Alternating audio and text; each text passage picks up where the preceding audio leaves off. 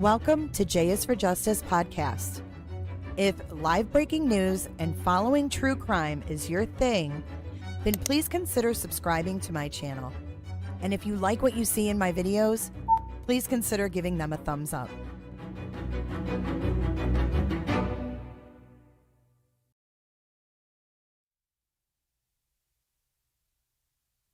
Hello, my true crime warriors. You guys are truly my true crime warriors because you're here no matter what.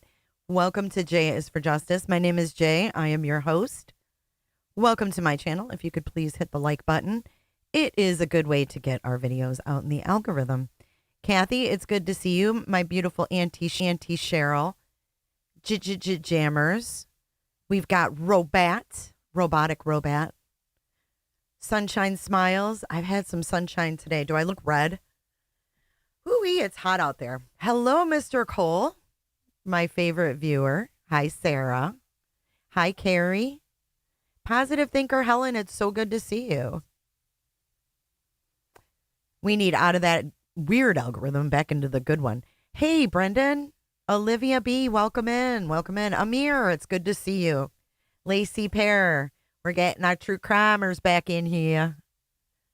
Don't mistake my other channel for change of, focus, if you will. Hi, Jenny. It's good to see you guys. Yes. Okay, so before we do anything, I want to let you guys know, tonight is the Dateline. It'll be on at 9 p.m. Eastern, and we will be live on Kick. So it's kick.com/J is for Justice. Doesn't cost you a thing. You can download the app. You can do it on the web. You can do it however you want. It is ad-free, so we'll be able to watch it with no snafus and watch together. But today what I'm going to do is walk you through some of the evidence that Dateline has uncovered, if you will. A lot of people are saying, oh, this is going to hurt the trial and blah, blah, blah. I don't think it is. I think that the more that comes out about Bryan Kohberger, the more they probably have that we don't know. You know what I'm saying? Like, for every one thing we see, I'm assuming they've got, 10 more. At least. Hey, Delaney, good to see you. Mike, oh, I love your hat. That's so cute. The maple leaves. But go Red Wings. Just saying. Just a saying. So, yeah, if we could get some thumbs up going, we'll start going through some of the stuff, and then we're going to dissect it, right? We're going to zoom in and do all the things that we do here. Zooming in, slowing down, all the fun stuff. Yeah, we did have fun on Kick. It's really easy, too. Hi, Liberty Farmer. Good to see you. All the mods that are here, thank you so much.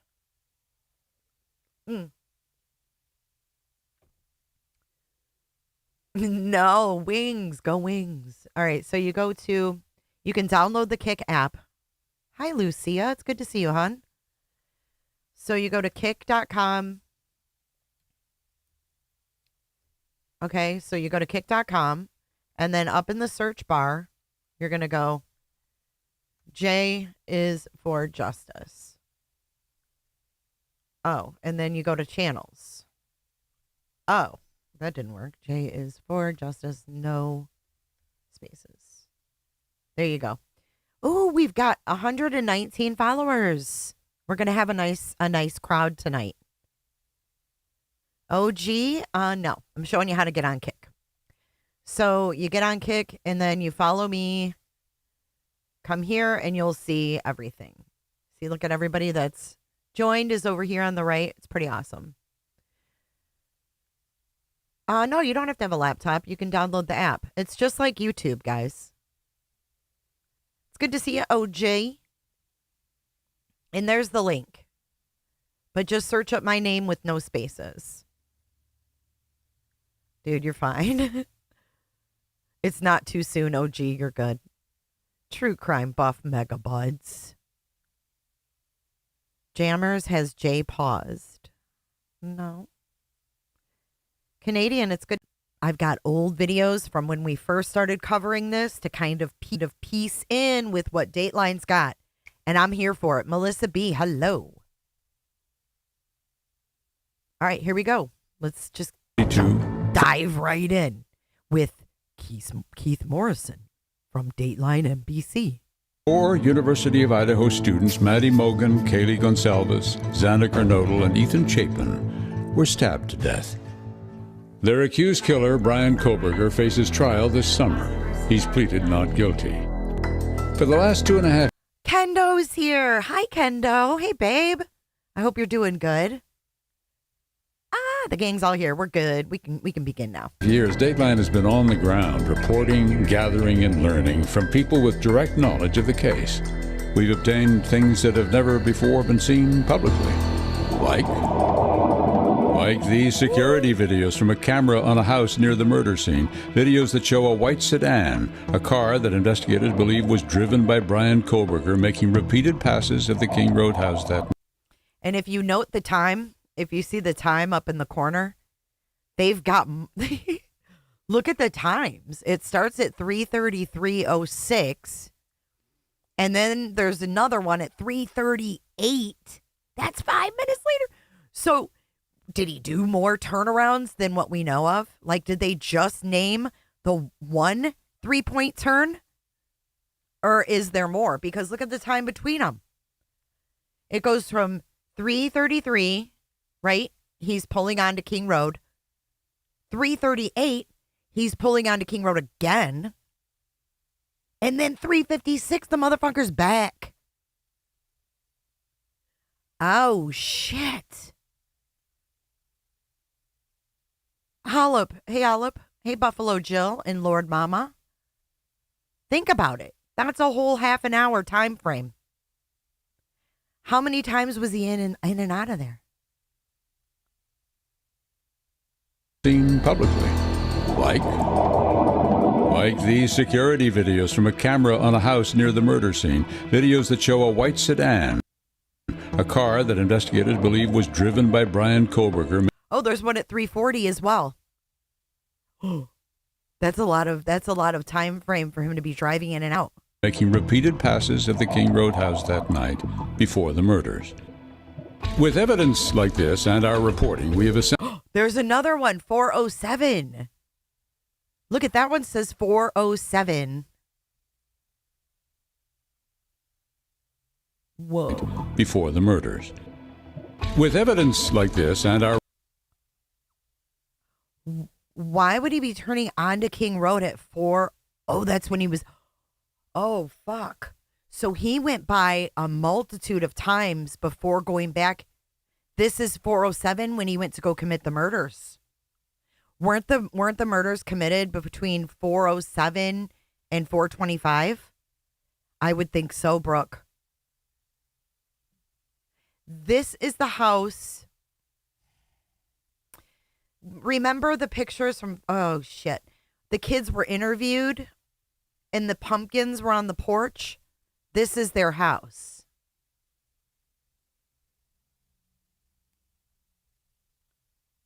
So this is his turn onto King Road to go actually commit the murders.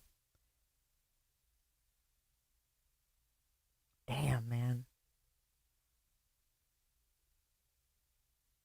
Shit. So they would definitely have the DoorDash driver as well. Clear as day. Hey, Angie, good to see you. I got Sophia's Yammy doll. Thank you so much. I haven't unboxed it yet. I'm going to let her do it. This is crazy. 9 times, Pines. 9 times. Jacqueline. So this is facing, let me show you from Google. I'll show you what house it is on Google Maps. How about that? Because I'm Jay Hughes like that. All right, so let's go to 1122 King Road.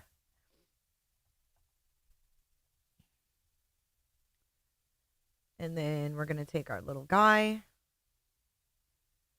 and put him right here. We're going to go back up. Did they block all this out now? Oh, damn.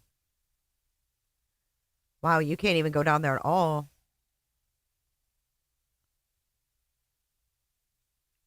Wow. You used to be able to. This is all old footage. Look at, they got rid of all this shit, man. It's gone. I'd have to go back to an old video. That's wild. But anyways, I guess I can show you from an aerial view. Fuck, it doesn't even show them on this house or on this map.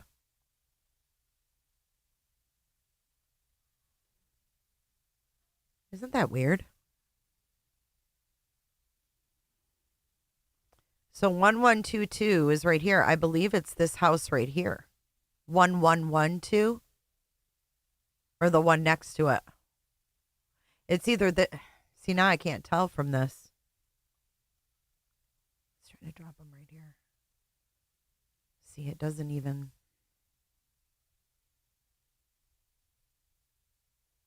let you look down there. Hey, Scott H. Light bulb camera from the house next door. That would be a good way for me to search it. Thanks, Mike. Because I remember King Road light bulb camera neighbor. We should be able to pull it up. Right here. Thank you, Michael.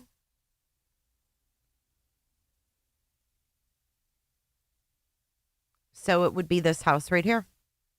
And they had the little pumpkins on their porch, right? On the ledge. So their camera from this house here is facing the intersection of King Road and Queen. What's the road they pull in on? Is it Queen Road and King Road? You pull in on Queen, turn left on King. Isn't it the same one with the chick with the panties? No, the chick with the underwear was actually over. She was on that other road, Queen Road. That's it. Yeah, she was on Queen. Let's look at this. Reddit has amazing stuff from the very beginning in here. Okay, so this is a good map right here. So actually they were on Queen Road, but it says King. That's weird. Okay. So the road you turn in off Taylor is actually King Road. And then Queen Road is where their house is. So he's doing this 3-point turn right at this intersection. I can't move it over. Right at the intersection of Queen and King.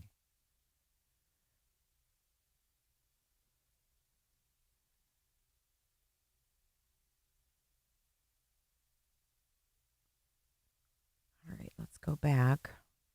Girl whose car was gone through is on Queen. Yes. Yes, you're right. Facing, yep. Just one door over. One house over. So there was some weird stuff going on, right? Okay, so here's... That's not it.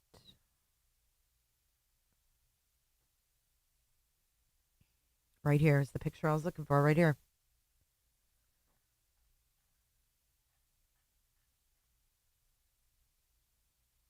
There it is. See how shook that girl looks? It's so scary. Oh, did you, Angie? Okay, I haven't checked it. But the undies girl was just right around the corner, right? But if you see here, see their little pumpkins? It's so fucking eerie, man. And then there's their little pumpkins. Hey, thanks, niece.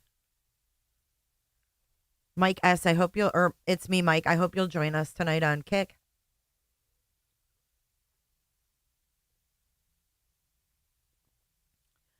Remember the girl who was interviewed by the news and she said many have gone home after what happened and she was packing up to leave. What house was she from? You know, I don't remember. I don't remember, Cor. Doesn't she look like she's going to pass out? Absolutely horrifying, right? So there you can see the doorbell or the light bulb camera, if you will. Well, be safe, Mike. Hey, Jacqueline. She does, PK. I agree. So yeah, there's the view. And we have him like at least 5 or 6 times, right?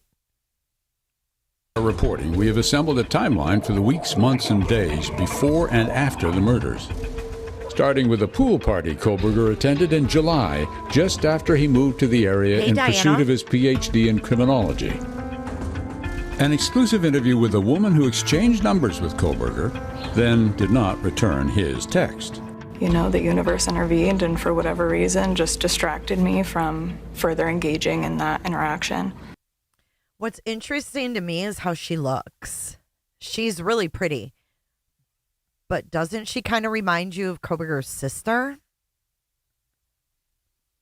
A little bit?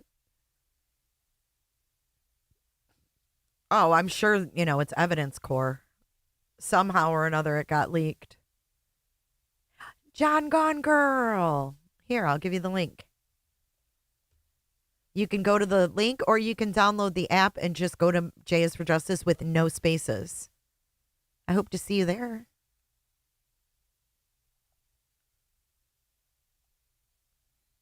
Thanks, Jammers, for typing that up. Hey, Crime and Crochet. She resembles his sister Amanda. And she resembles the girl that was friends with him in PA. Remember that girl? The one that he called to give her a ride? I think they went to high school together. Cassie Farts. Remember her? What was her name? It was something Farts. Casey Farts. The blue, yep. And he liked that. I don't know. So which do you think? Okay. Let's do a poll. Who do you think, or okay, first let's do this way. Do you think that he was obsessed or interested or maybe rejected by one of the people in that house? My butt, yep, and farts, aren't. Yeah, she calls herself Casey Farts.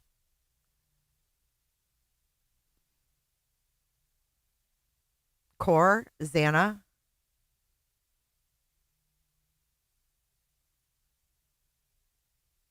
Maddie.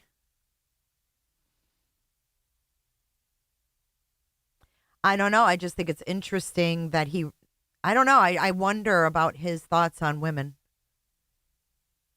Well, thank you, Brendan. I appreciate that. And happy Mother's Day to all the mothers.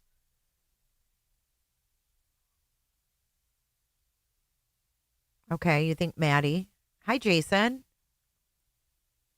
If you think he had a victim specifically, do you think it was which one do you think it was?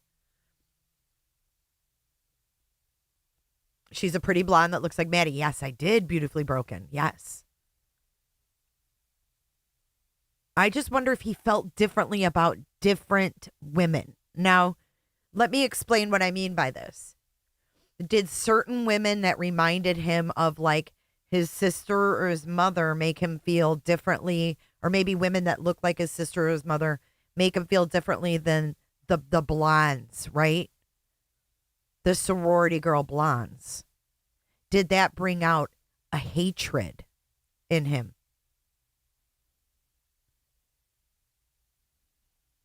You guys think it was Maddie?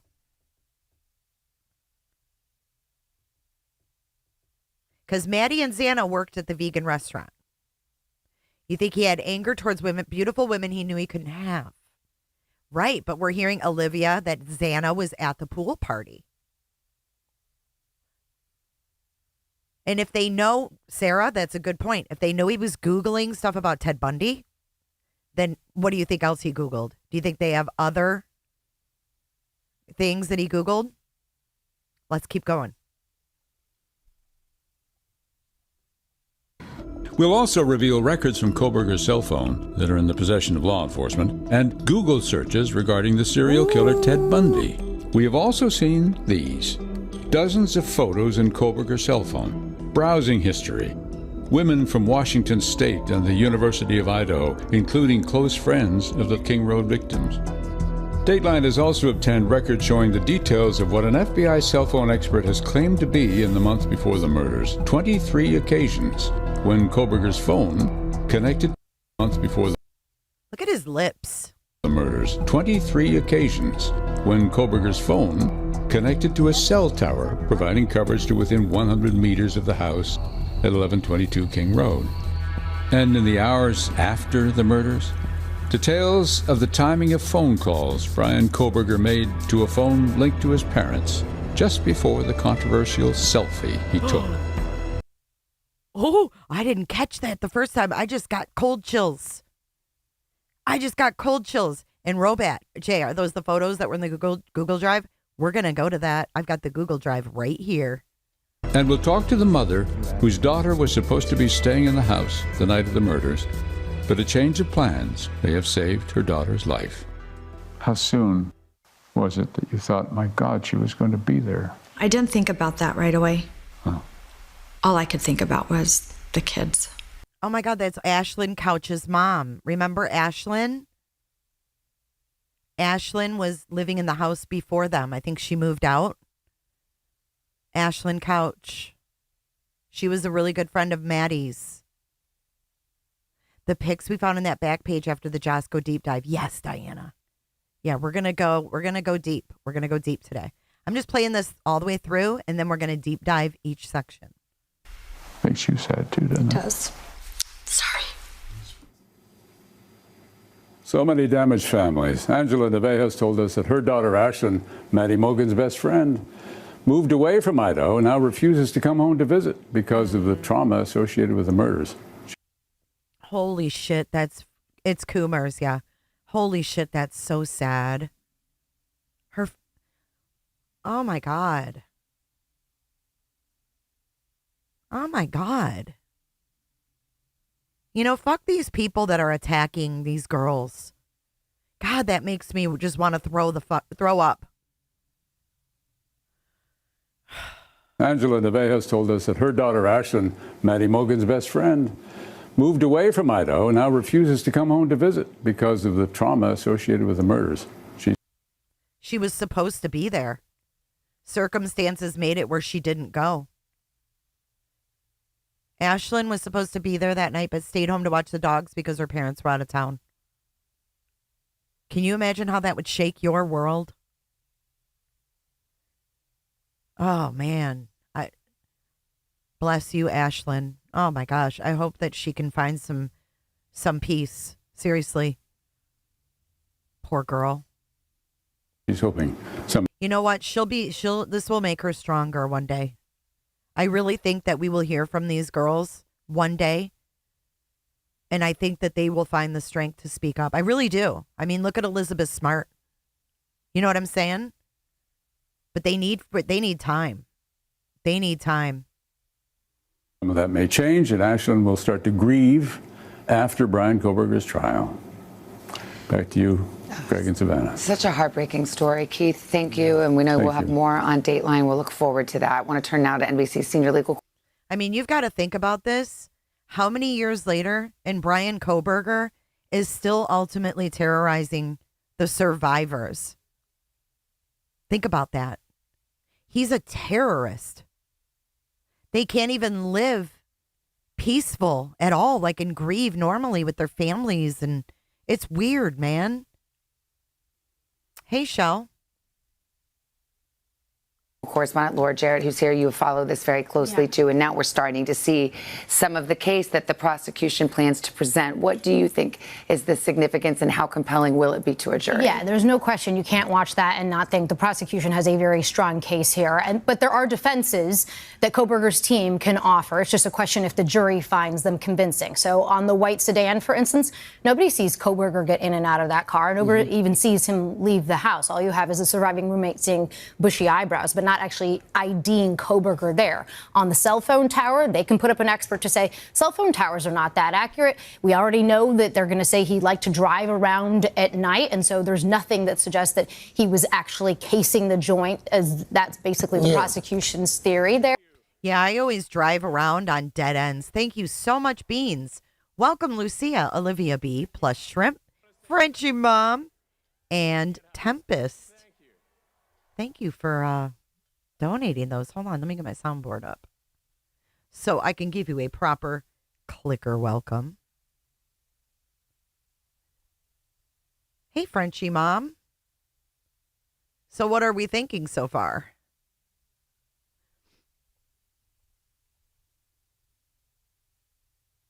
Coming in hot, just like the fajita. Little Casa says he gives me the creeps. Hey, enjoy your memberships. Googling Ted Bundy, that does not look good, right? Googling Ted Bundy. That does not look good. No, it doesn't, does it? Actually, that does not look good, but he's a criminology student, and it's not a crime to Google serial killers. Laura Jarrett doing her best defense attorney this morning. Yeah. And you know, Devil's advocate. you find in trials, you know, any particular piece of evidence can be batted down, but sometimes it's the totality Correct. of the evidence. Of course, the biggest piece is that his DNA is found in the crime scene, and the defense is going to have to try to explain that, according to prosecutors. What about motive, Laura? Yeah, but you're not a suspect in a quadruple murder, Robat. A lot of us Googled Ted Bundy, right? But there's more than just him Googling Ted Bundy. It's everything. And we're going to dig into each one of them. As soon as this video is over, we're going to go back and I'm going to show you additional things that go along with this. The fact that even now, a couple years after the murders themselves, no motive has been presented. I think I've always found that curious. Jurors like to attach to a story, and I think they're going to want to at least hear what the state has to offer on.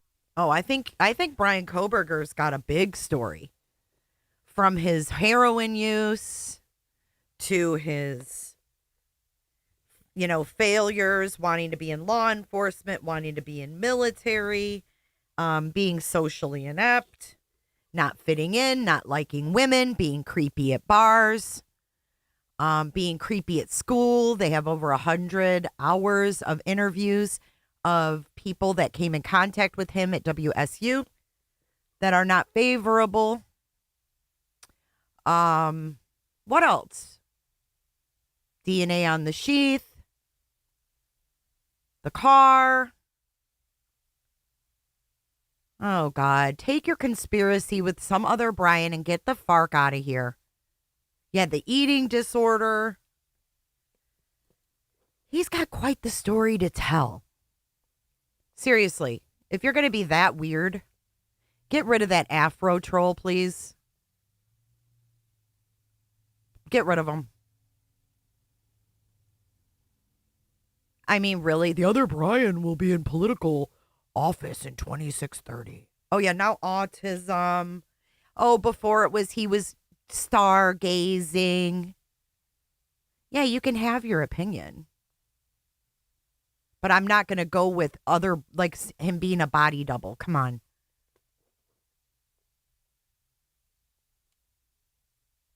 I mean, all of it is just, it all adds up. Let's finish the video and then let's dive in before I get heated. On that. And I think by the time we get to trial, prosecutors are going to have something. Was it stalking? Did he target them? They're going to want to understand what the prosecution's theory is. Why did he pick these particular students? But they don't have, do they have to? No, Okay. They do not have to offer a motive. We should be clear about that. That's not a part of the case, but I'm just saying as they're laying it out to flesh it out, they might want to. Makes sense, Laura. Thank you so much. Sure. And Craig getting his court TV on. I love it. I love being sandwiched between two lawyers. I know, and I'm proud of you. Like, motive is not an element of the crime. Well, people are so corny. Okay, so let's go back to the beginning. All right, guys, buckle up. In this house, just steps from campus, in the early morning hours of November 13th, 2022, 4 University of Idaho students, Maddie Mogan, Kaylee Gonsalves, Xana Kernodle, and Ethan Chapin, were stabbed to death. Their accused killer, Bryan Kohberger, faces trial this summer. He's pleaded not guilty. Hi, Blockbuster. For the last 2.5 years, Dateline has been on the ground, reporting, gathering, and learning from people with direct knowledge of the case. We've obtained things that have never before been seen publicly, like these security videos from a... Okay, let's start with the security video. Let's start with this. Let's count how many different times we have here. camera on a house near the murder scene. Videos that show a white sedan, a car that investigators believe was driven by Bryan Kohberger, making repeated passes of the King Road house that night before the murders. With evidence... 5 different shots. 5 different shots. Hey, Triple L. I'm behind. The original address was Queen Road. I think when they did the additions, it got changed to King. That makes sense. Everybody has some mild sort of autism. I mean, that means nothing. It's another excuse. And I don't think it's going to have shit. But we have 5 times between 333 and 407 of him coming down this road. Good point, Diana. That's only one camera. There are many more. But that's creepy as hell. That's like what, getting like your... JLR posted a new selfie of Bryan on X. But do you think he was getting up the nerve to do it? Yeah, Sarah, get out of my brain. That's what I was thinking. Or maybe there were people, getting in and out of cars, or he wanted to prove he could do something and get away. Yeah. How many terabytes was it? Like, I hope he kept journals. I want to read them. I wonder. I do also.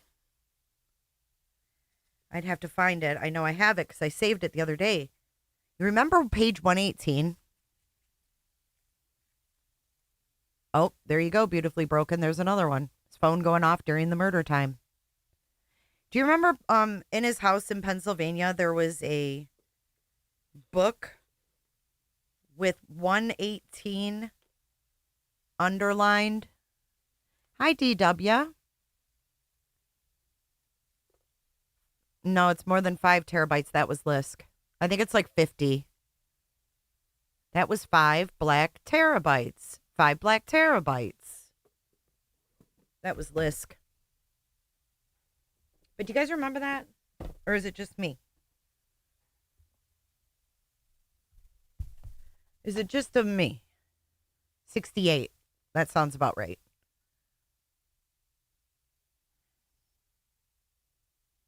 Mm-hmm. Over 50. Yeah, 60. Yeah, I think that's what it was.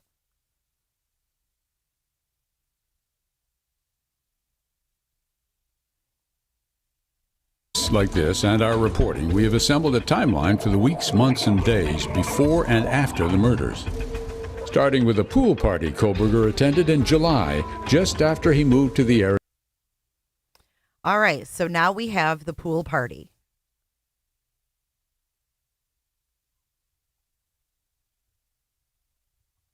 Hold on. Let's go over here. And let's go back to the pool party when we visited this, okay? Married military veterans help. Do you remember this? Hold on. This is when we were digging on Emma Bailey. And remember, like, there was something about her in the pool party. Okay, let's listen. A 15-minute or so drive across the state line in Moscow. Wait, hold on. Look out for him. That chance encounter led Martinez to invite his new neighbor to a pool party on July 9th at the Grove, a clapboard complex of buildings filled with college kids. Okay, so the pool party was July 9th. Oh my God. Look at the date on the Google Drive of Coomers. These pictures are from June 13th, 2015 to July 9th, 2024. Oh, July 9th, 2024. Okay, never mind. But let's go back here. Mostly University of Idaho students. A 15-minute or so drive across the state line in Moscow. Thanks. We'll get into it. I have to run and get trunks, Kohberger texts back. And so while Zach, also known as DJ Grape Vinyl Cartwright, a muscular PhD in food science, with the countenance of an Aztec chef Dane and a jet black man bun, manned the turntables. Kohberger and his new trunks, perched at the shallow end of the large pool. Bad Bunny wailed from the speakers, imploring, party, party, party, party, party, party. Chicken and steak were being grilled to make tacos. There was beer, wine, and tequila. The sun was blinding. There must have been 100 or more college kids on the deck, surrounding the 2 large ovals that formed the pristine blue pool. And just down the hill from the housing complex, close enough for Bad Bunny to come rattling through its windows, was the Moscow police headquarters. Taking a seat next to Kohberger was Bathis Salamdan, a laid-back, darkly handsome, off-and-on WSU undergraduate who was friends with Martinez and Cartwright. He and Kohberger got to talking, and while the details of the conversation have long been forgotten, Salamdan vividly remembers how the dude would talk chin up, straight into my face. We were just shooting shit, he says. But he was definitely one serious dude. Nice enough, though. Then Salamdan stood up and went off to dance. So Kohberger, perhaps not wanting to be a wallflower as the party was gathering steam, went over to talk to the DJ. He was asking me about my speakers, all kinds of technical stuff, Cartwright remembers. But he had this way about him. You know those people who just don't understand personal space? He was one of them. He'd get real close. It was off-putting. Finally, Cartwright told his new acquaintance, I'm DJing, man. I'll catch you later. With that, Kohberger returned to the shallow end of the pool. And before too long, Salamdan returned. And he witnessed 2 events, and in their pregnant way are provocative footnotes to all that would happen in Moscow just a few months later. He watched as Kohberger abruptly jumped up without warning and approached a girl in a black thong bikini with pink hair and a complex tattoo design on her left thigh. Then Kohberger, after only a brief conversation, asked her for her phone number, and he got it. Next, as if a man on a mission, Hey, Danielle. he turned to the pink-haired woman's friend, also in a black two-piece, and asked for her number too. He succeeded once again. Only after that, perhaps feeling he'd accomplished all he'd set out to do. More, in fact. Bryan quietly shuffled off while the party was just hitting a groove. He said no goodbyes. Did he ever call the 2 women? They insist he didn't. At least not long enough to speak to them. As it happens, both women received several hang-up calls in the aftermath of the party. But neither of them had any thoughts about who the culprit might have been until Kohberger's arrest. And by then, the FBI was inquiring into what went on at the pool party. The agents commandeered a room at the red brick Lightly Student Services Building, adjacent to the main WSU campus, and with a professional politeness that impressed the students, began interviewing anyone who knew Kohberger. In the process, they inquired if anyone had any photos or even a video from the July 9th pool party. See, this is all coming together. They set up, hey, Punani. Oh my God. She surfaces. Niggas wife me once they get that good punani. But this is all coming together, right? The pool party, they set up this space to do interviews. Now we're hearing they have over 100 hours of interviews. I know I've missed you, Poonie. Poonie, we're going to the Chinese dollar store this weekend. Pinky swear. Pinky swear. Oh, shit. Okay, Sleuth, I'll check it right meow. A few were produced. It was not an extensive record of the festivities, more of a haphazard collection of snapshots, and at least one brief, somewhat random video. The agents were searching for Gonsalves, Mogan, Kernodle, or Chapin. They could not find them, which means Lindsay? they weren't at the Grove pool party. Or they simply didn't appear in the photos that were taken that day. Or maybe they just weren't in the handful that were shared with the Bureau. But what if the FBI's review, done last November in the early stages of the investigation, was too narrow? What if they'd scrutinized the pictures from the video and had ignored the possible presence of another guest whose appearance could put a new spin on what happened at the house on King Road. What if Emma Bailey had been at the pool party? If she had been, then she might very well have also been approached by Kohberger on the make. And if, as the police allege, she was in the habit of dealing recreational drugs, it might have been a connection a one-time heroin addict like Kohberger would have relished. It might have been a connection that, about this. And this becomes an even more tantalizing hypothesis because of an explosive motion the defense submitted earlier this week that Kohberger has an alibi. Evidence corroborating Mr. Kohberger being at a location other than the King Road address will be disclosed, Ann Taylor wrote in the court filing. Only with a dramatis flair, she coyly did not release any further details. Presumably, all will be disclosed at trial. But for now, the defense's motion makes one more provocative question very relevant. So, was Emma at the party? I talked to 7 people who had been there, and the responses I got, all shared after a good deal of thought, ran the gamut from, I think she was, to, she might have been. But no one said she definitely was, and no one said she definitely wasn't. In short, there remains enough for the defense to sink its teeth into, and it offers the promise of a narrative that can be presented to a jury as a hypothetical alternative to the version presented by the prosecution. And in the end, with the dark cloud of the death penalty hovering over the proceedings, that's what it will come down to: convincing a jury. The jurors will decide whether the state has presented a sort of airtight case that will justify its taking one more life in retribution for the 4 that were already extinguished. And during the pandemic. All right, so that's that. Let's keep going. That's the pool party. Let's keep going. Area in pursuit of his PhD in criminology. An exclusive interview with a woman who exchanged numbers with Kohberger, then did not return his text. Check this out. See the date on the text? Is that July 9th? With a woman who exchanged numbers with Kohberger, then did not return. It sure is. July 9th, the magic day of the pool party. So this girl met him at the pool party. Fight me. She met him at the pool party, gave him her number, and look it, he texted her and said Bryan Kohberger, so she would have his number and she would know his number. Get what I'm saying? She probably said, yeah, my number's da-da-da-da-da-da. And he texted her, Bryan Kohberger. And that's the day he started creeping. Yes, Brooke. Right? His text. You know, the universe intervened and for whatever reason just distracted me from further engaging in that interaction. Dude, she is so lucky.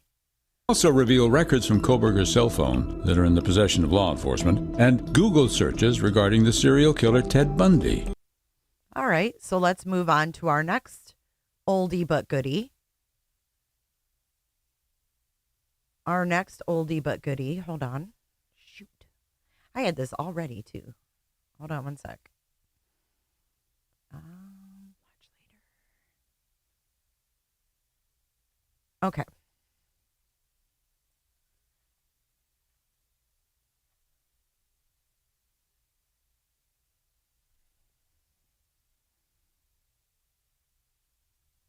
I lost it.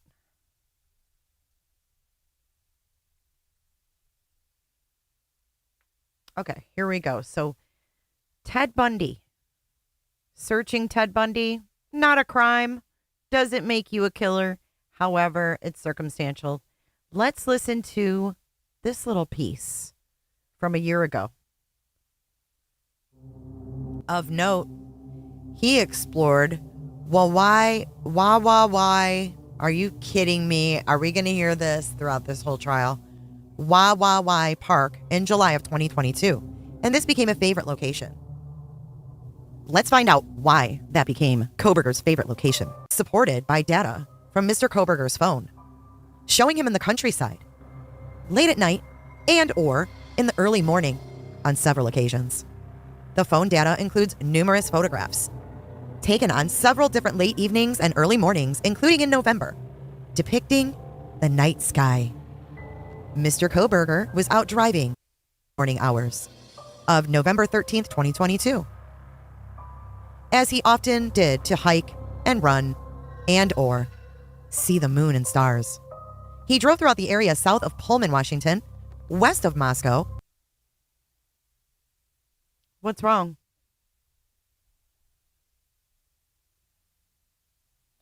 Why are you guys saying, oh no?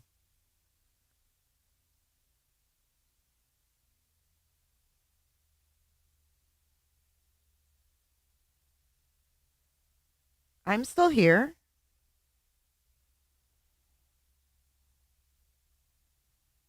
Hello, hello. This is YouTube. It's not me. I'm still here, y'all. I don't know what's going on with YouTube. It hates me, I guess.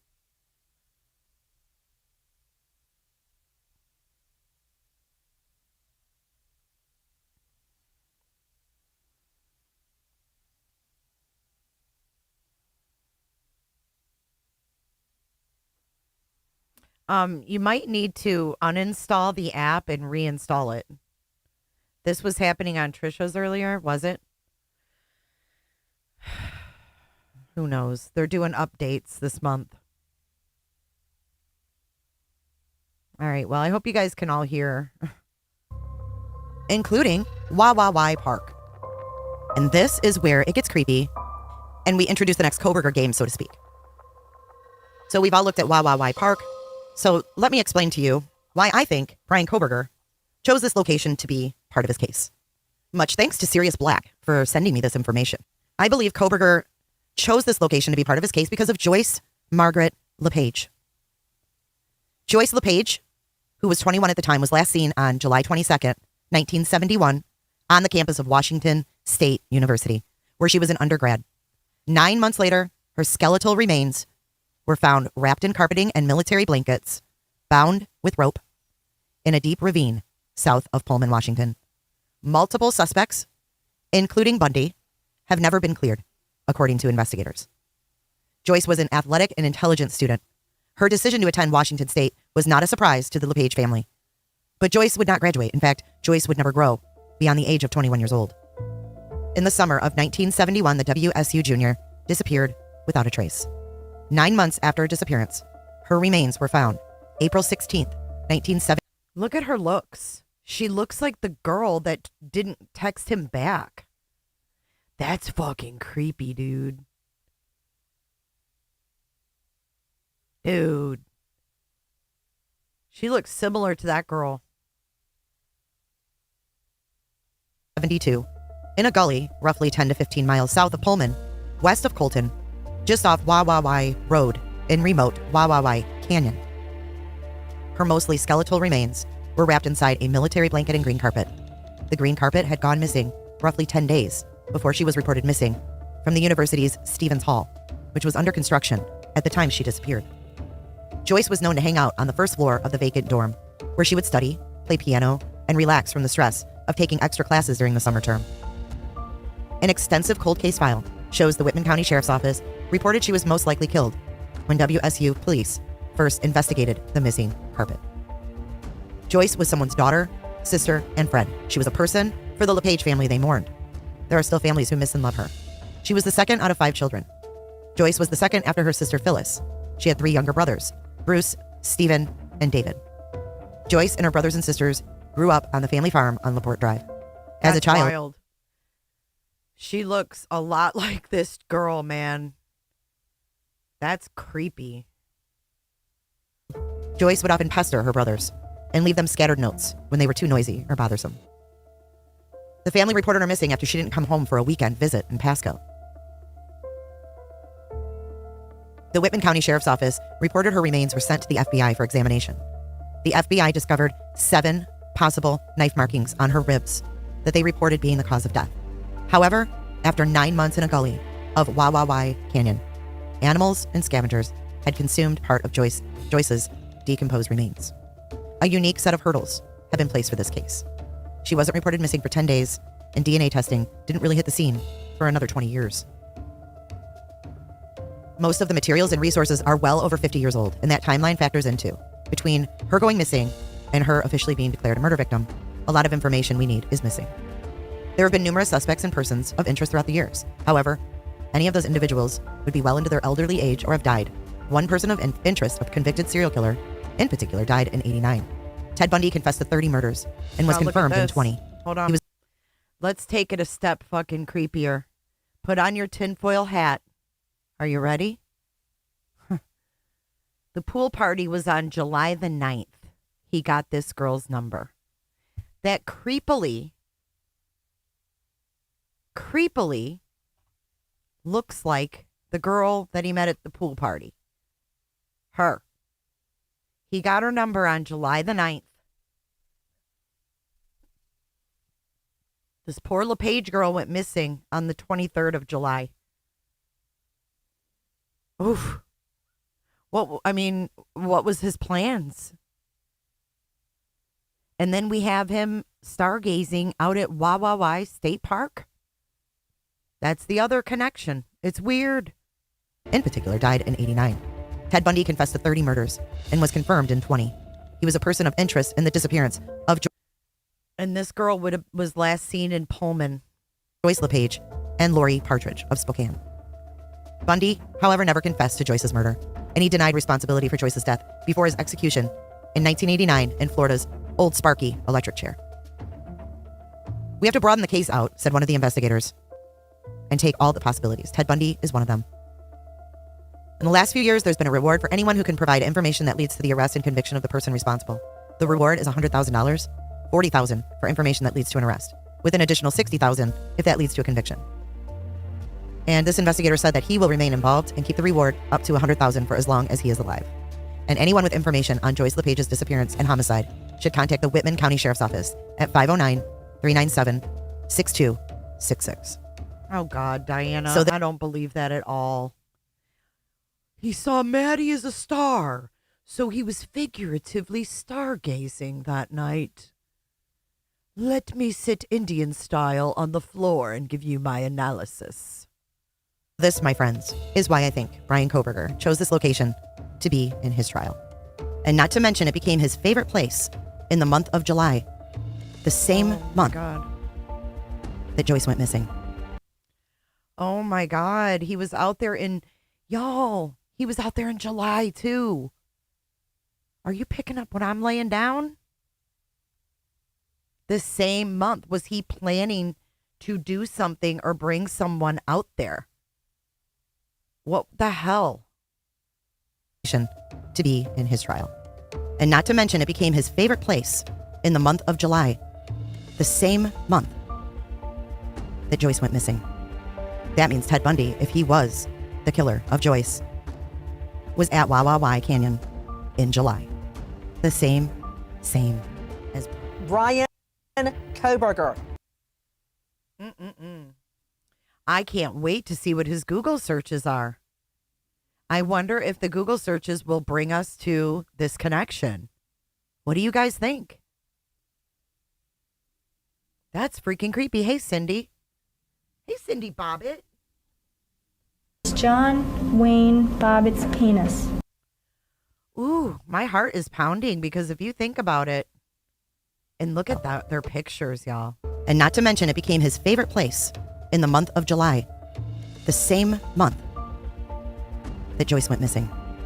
That means Ted Bundy, if he was the killer of Joyce, was at Wawa Canyon in July. The same as Bryan Kohberger. You're going to have freaking Bill Thompson. Well, he was at Wawa. Well, he didn't leave that at Wawa. Everything's going to be why. And that's going to be the question we're left with at the end of this mess is why. Let me know what you think in the comment section below. I'll see you guys in the next one. All right, let me throw the link to this video in the chat. That's craziness, right? When they said he Googled freaking Bundy, I was like, no way. He looked up something, and I'm here for finding out what it was. The Wild Wild West.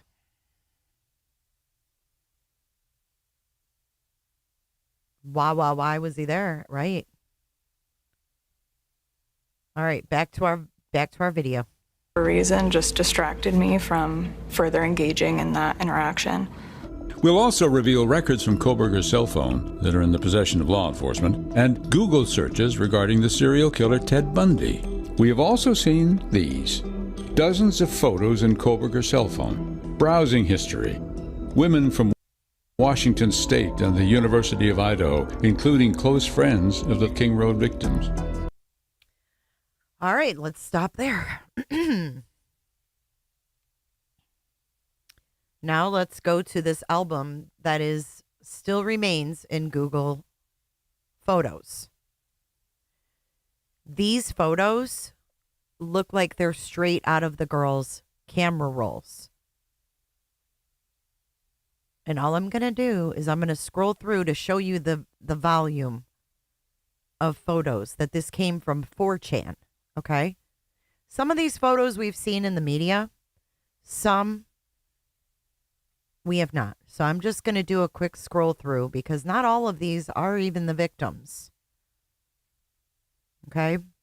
I mean, we've got senior photos of some of the victims. Something, just very up close and personal.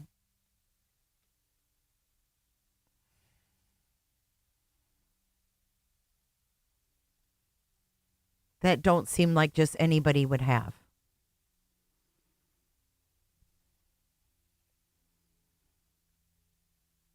And looky who's in there. Bryan's sister. This is Bryan's sister. For those of you who said you didn't know what she looked like, that's her. This is the girl that didn't call him back.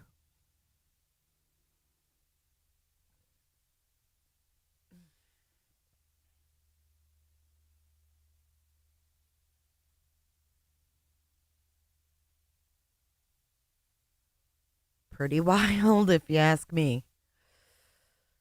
Okay. Here's another one of his sister in a movie scene.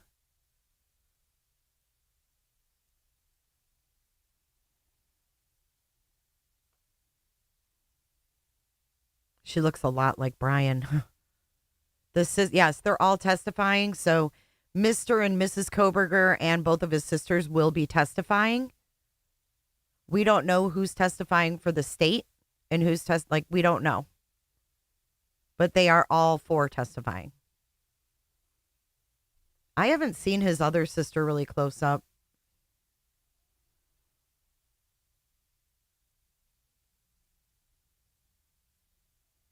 Here's the girl. Oops. Shit. Here's his sister. Here's the girl from WSU or from the party, I guess.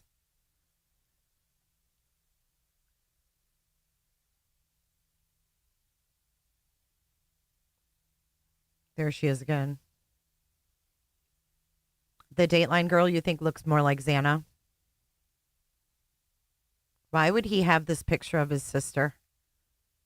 Dude, there's something weird that we don't know about. No, it's not him in drag. There's something weird that we don't know about with Kohberger. There's something not right.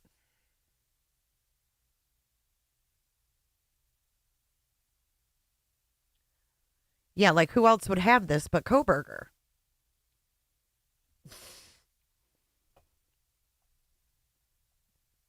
Weird, right? Did we see that one?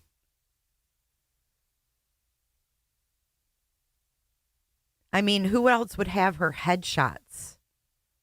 You know what I'm saying? No, Robat. I can't even find where I initially found that. Look at this one. Oh, God. Here, let's do this. Poor Holly. I'm surprised Holly would put herself out there. I mean, I guess she's probably going to testify, maybe. I wouldn't put myself out there.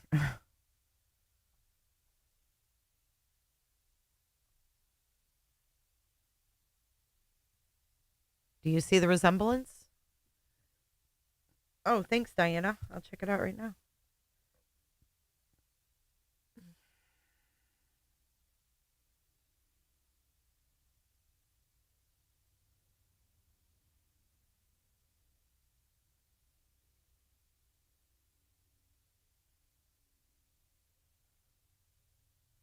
Oh, geez. This is the other one?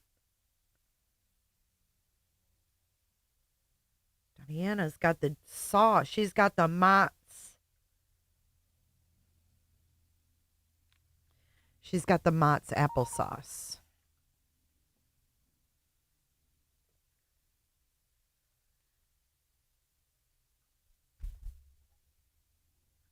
All right, let's see here.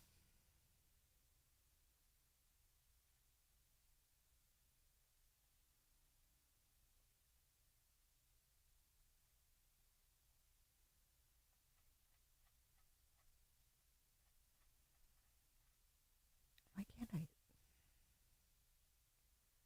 preview? Okay, here we go.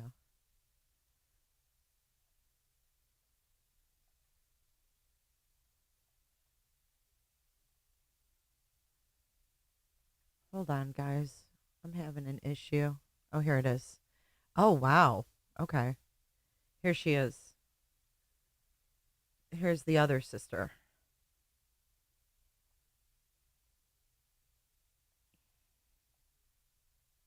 She don't look happy.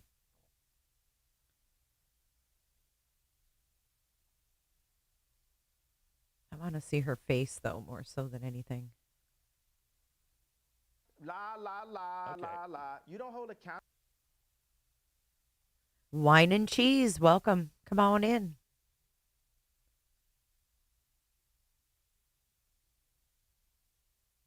Now, to me, she looks different than Kohberger.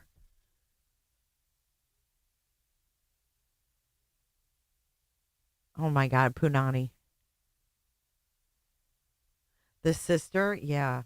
Okay, let's keep going through hers.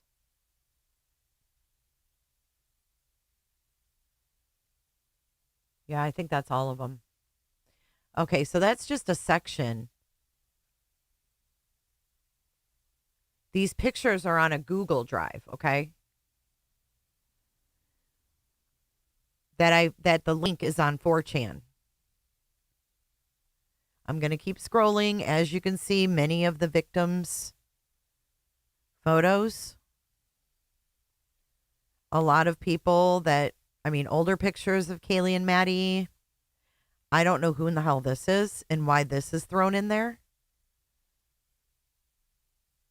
I thought that was a little strange. Is that Blowburger?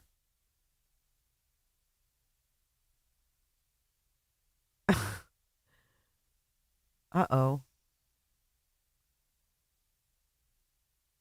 This is not his Google. This is just a Google Drive that was on 4chan with all these photos in it.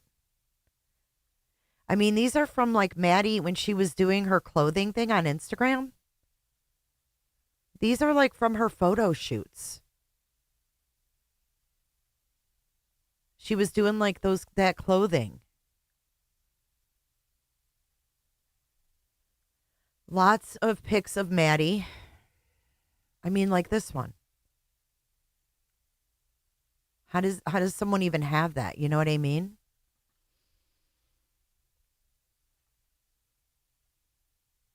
Here's Maddie again. I think we've seen that one, actually.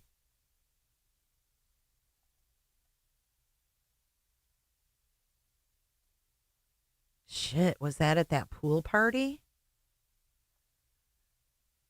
I wonder. But look, like this, who's ever seen this? Where would they even get this? These are not OnlyFans. These are just pictures of them. It looks like someone went into their camera roll. No, that's not Einen. Mm-mm. That's not Einen.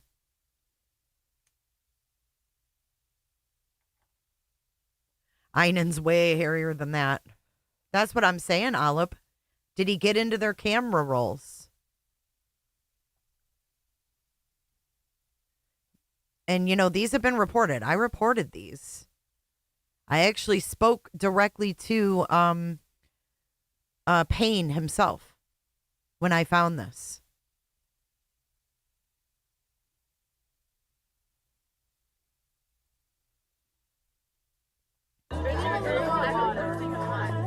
No, these are not publicly posted anywhere.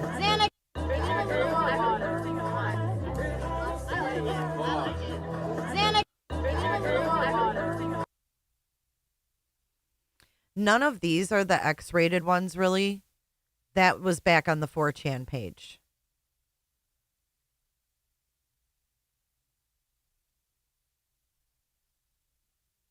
Some of these we've seen, but not all of them.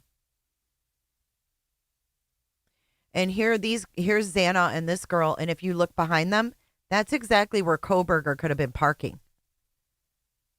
That's out behind their house right there.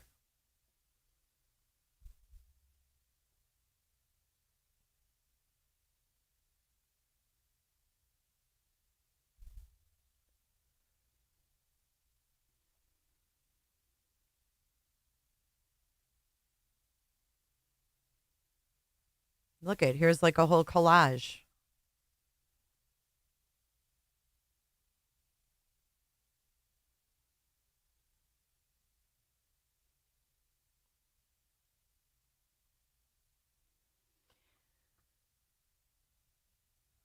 Oh yeah, they manipulated them and focused on the on parts like that. Yeah, cropped them and things like that. Mm-hmm. This is Maddie, I think, doing her modeling.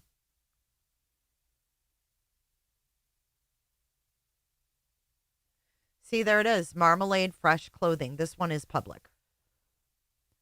This was saved from the site where she was doing her modeling from.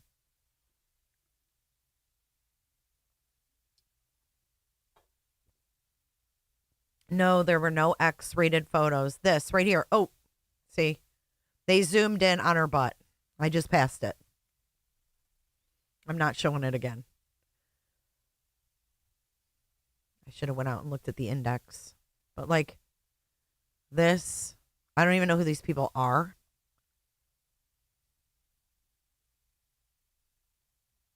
I mean, there's a lot of people I don't even recognize in here. So it's just really wild and weird. Like this one. That's right outside on their patio.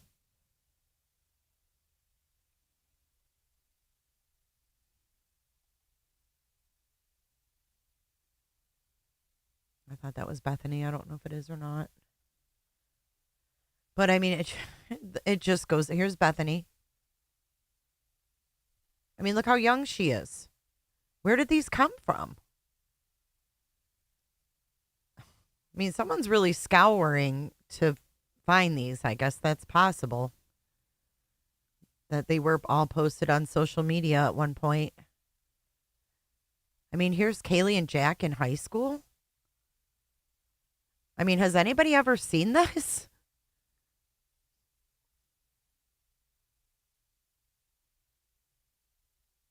Oh, no, I don't. Beautifully Broken.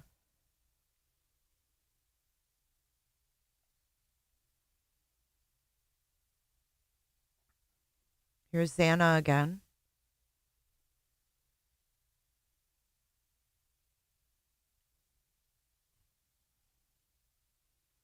And then now we get into Dylan. Tons of pictures of Dylan, too. Like, here's one of Bethany where they're, like, camping.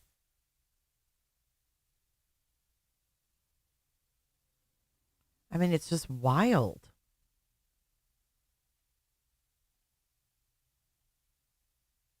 Here's Xana. She's so pretty. DW, look at the photo again with lots of peeps. Which one? Yeah, I look for them in the background of all of these. Which one with lots of peeps? Oh, the one I said I don't know who these people are. That one? Where the hell was it?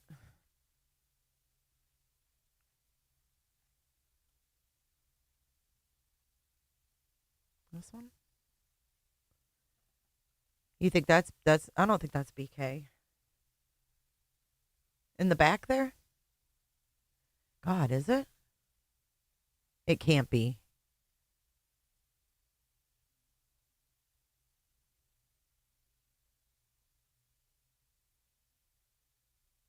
That can't be, bro.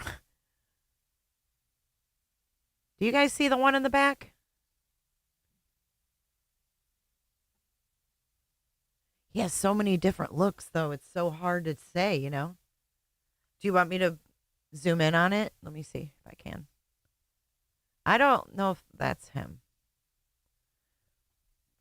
Yeah, I didn't study this one, though. I didn't look at the guy in the back.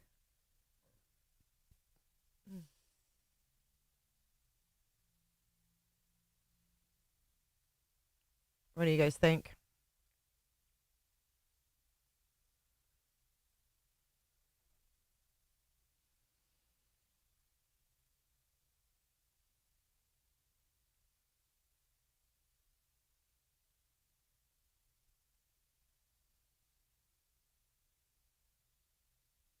Yeah, someone's taking the picture. That's definitely not BK.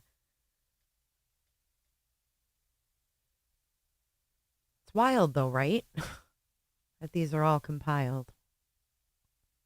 We did. We looked at this for an hour. I don't freaking remember. Kendi, it's been so long. Oops. I didn't mean to do that.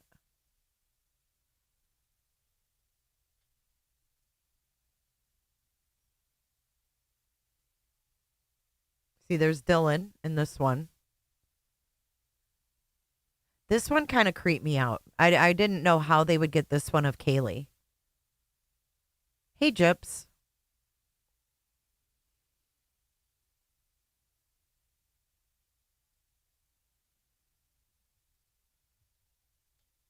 Because she's taking a picture with her phone. See, she has her phone in her hand.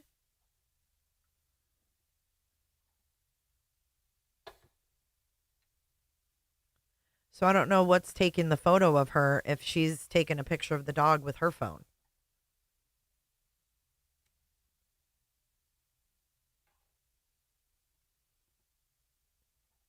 Yeah, Lord, we were talking about the one with the hat on backwards.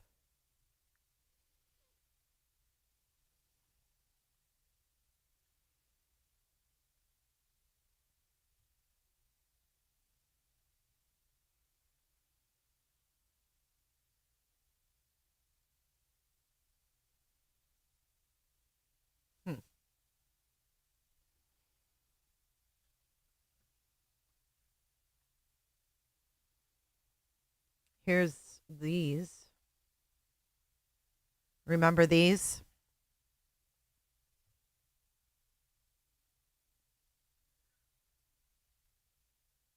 What if he found them on social media before he even got out there? Do you think that's possible?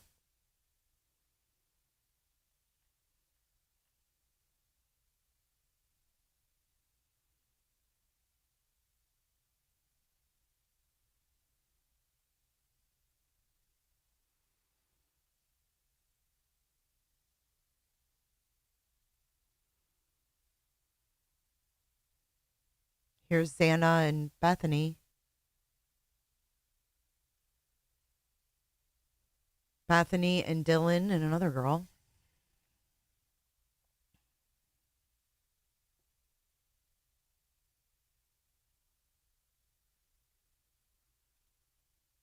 So if he has pictures of all of them, he knew that Bethany and Dylan existed. You know what I'm saying? He knew who they were. He knew who these girls lived with.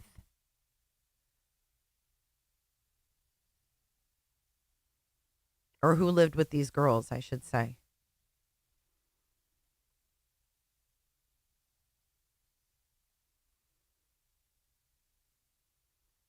I think so too, Delaney. I've always kind of felt that.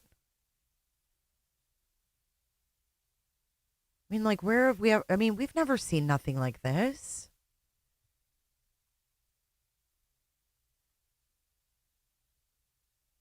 I mean, most of these do look posed, but like this one, unless they put it on socials. That's poor Couch. What's her first name? We just heard from her mom. You think he was in the house while they were not home, Mike? I think he was watching for a while. Inside and outside looking.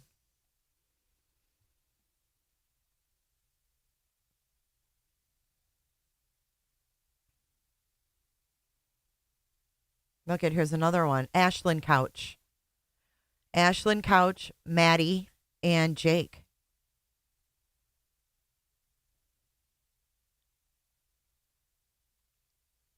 I mean, Maddie in a bikini. These were probably from her modeling stuff, but here's on the patio or the deck out there, and you can see the cars where BK would have parked.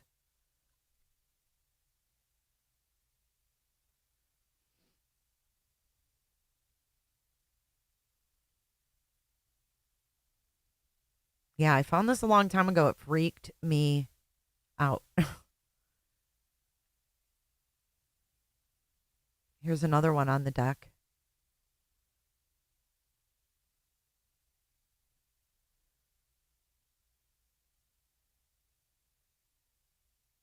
I mean, in all reality, he could have been watching while they were doing these photos out there. We've seen this one.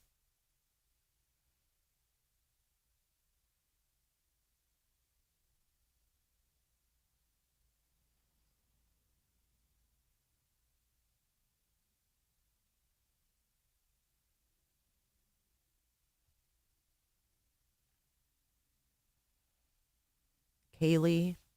Now we're into the Kaylee pictures. Remember, Xana got a lock on her door. Oh, yeah, that's right.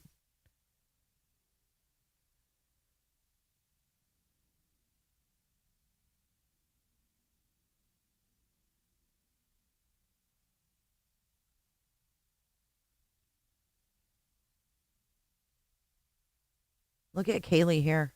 Look how thin she was. Holy cow.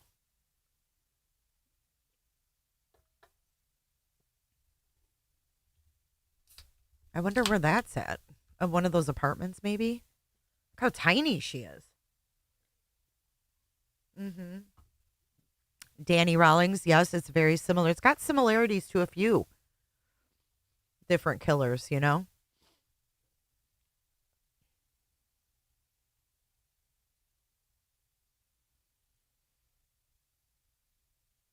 This is one we've seen a lot.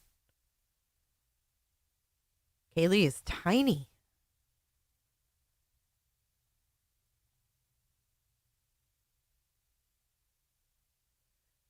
Well, like this one, too. I mean, some of these are just ones that you wouldn't think people would have.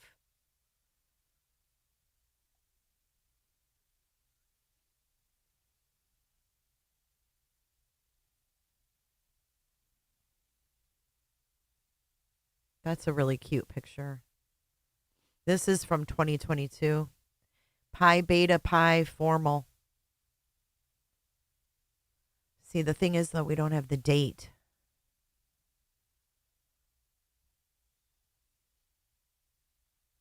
Look how beautiful they are.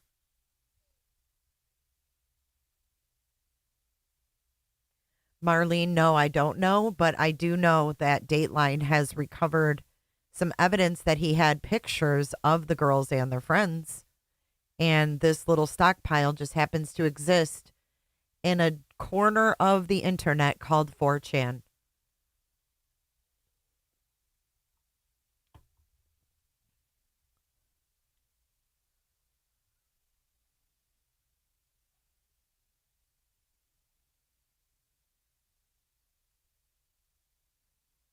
I mean, like, who took this one? This doesn't look like she was even expecting someone to take a pic.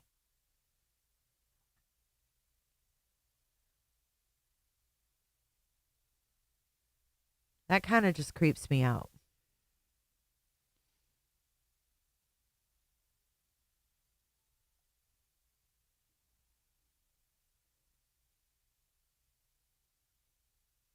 I believe that's the house next door right there.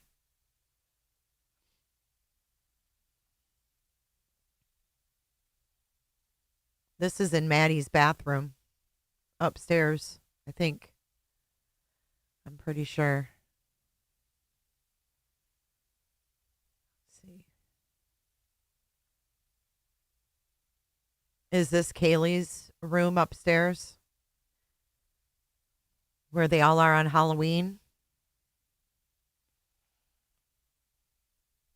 I think that he found them before he moved there.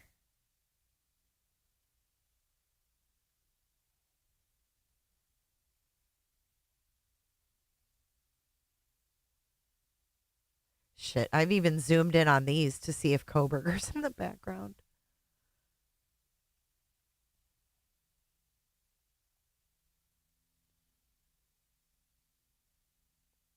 Is that Emma Bailey?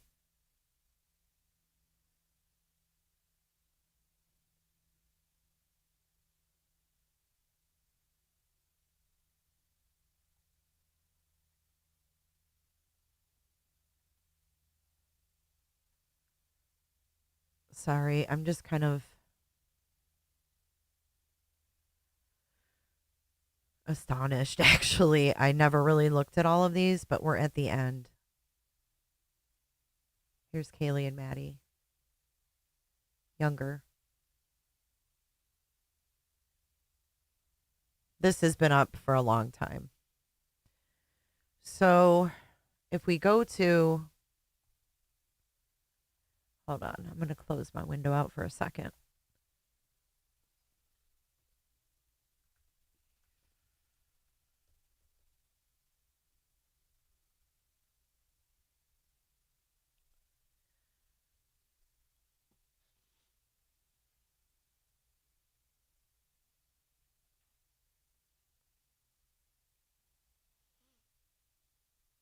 Didn't, hang on a second. I got to go back in my history.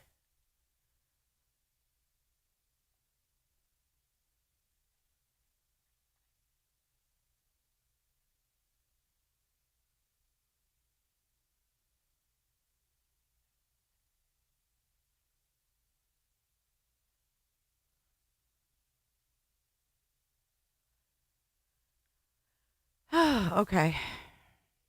Here we go. You guys want it? You're going to see it. I'm not going to read all of this, but there's posters that knew, or poster. Hold on. Let me make this bigger.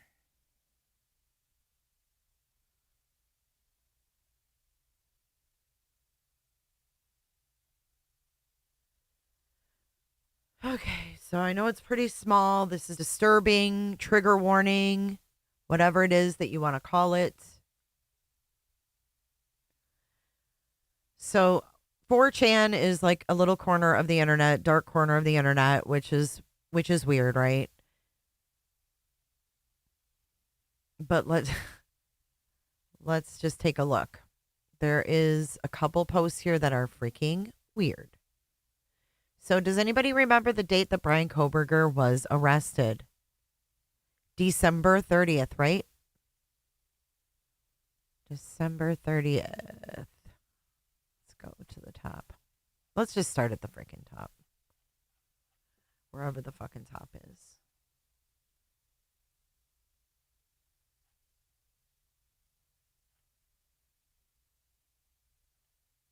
Okay, so here we go. This is how I found this mess. Let me walk you through. So this is on 4chan. This is archived now because 4chan got rid of it. But somebody wanted it to stay. So it's under, I'll give you the link. It's an archived site. Just so you know, I ain't lying. And they call this Idaho sliced roast beef. And, you know, there's a lot of sick motherfuckers out there, okay? We know that. But there's some things that some people couldn't have known that are in here, okay? So if we go to the very top, We have the victims. We have who survived. We have the Coombe folder, which is what we just looked at. That's what they call the Coombe folder. We have the latest official update. Police still requesting leads on Elantra. We have the Moscow PD updates. We have Cam canvassing area in numbered circles. Grub truck video.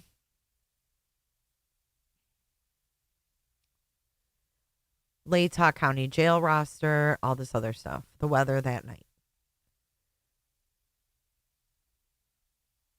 Some of this is just vile.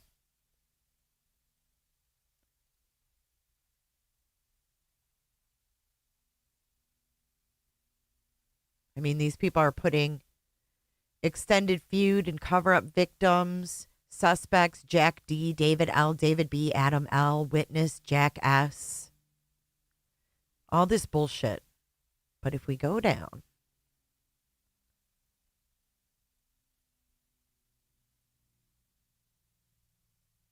fuck, do you remember he had goggles?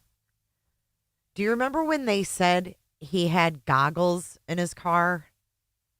Did he have night vision goggles? I was thinking it was more like,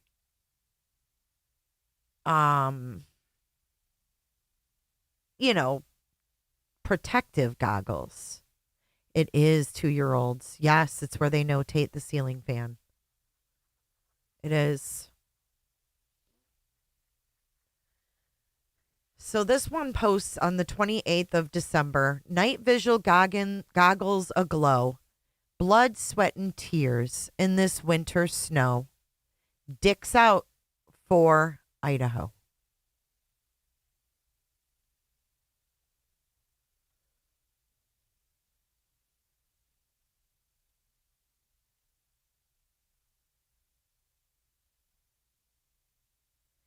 Here's another one. Why is Moscow PD so fucking cryptic? If you want us to do your job, feds, give some context. Release the 911. Release the video. There's more.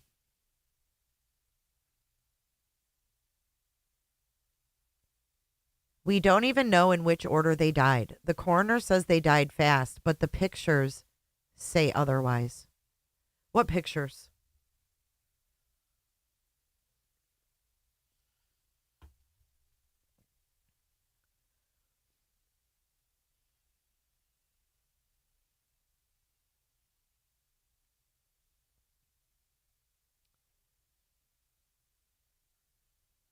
Okay, so then right here is where there was a lot more video or files posted, but thankfully after they were reported, they are gone. Because this was tons. See all these files? These were all photos.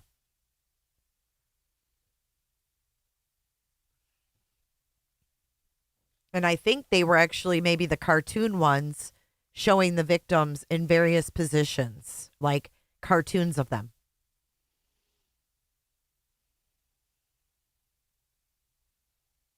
I know 911. It's wild.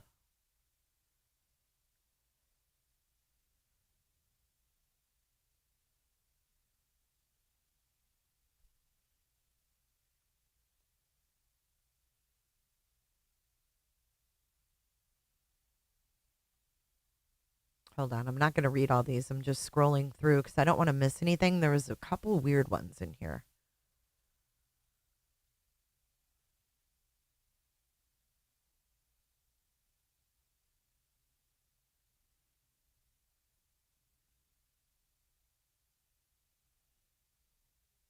Most incels never kill. You have to be crazy and really fucked up to do that.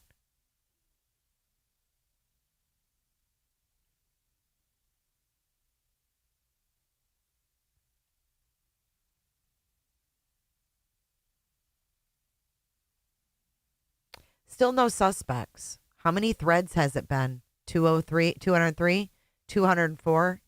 You faggots aren't solving shit.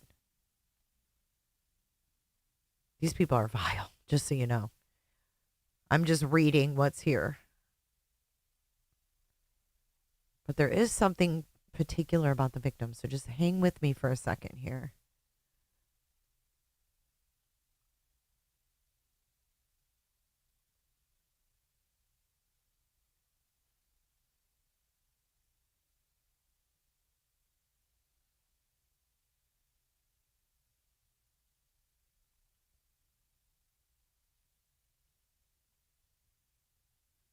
They say some really vile things about the girls, which is really gross.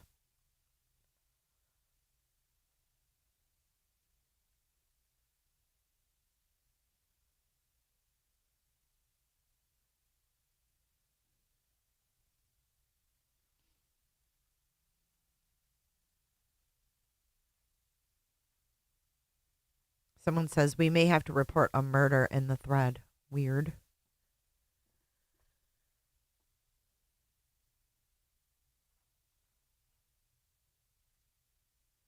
Okay, this is some weird shit too. This is like all of the damn conspiracies that were on in different, realms. It's weird and gross. Here's a picture of the knife.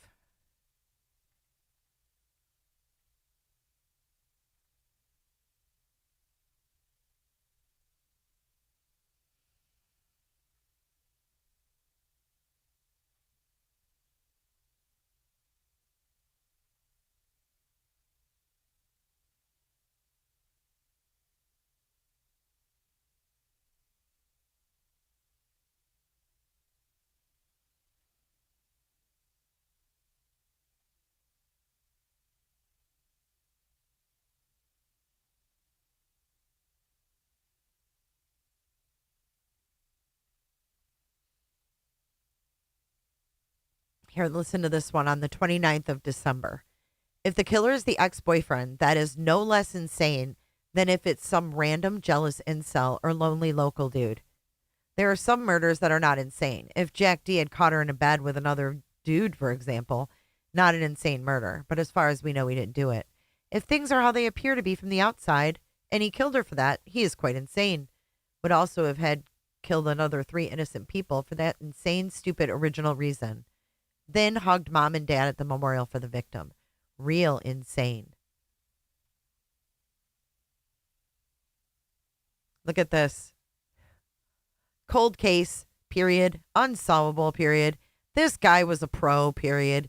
It's been fun, Anons, but we're going to have to wait until the next killings. Peace.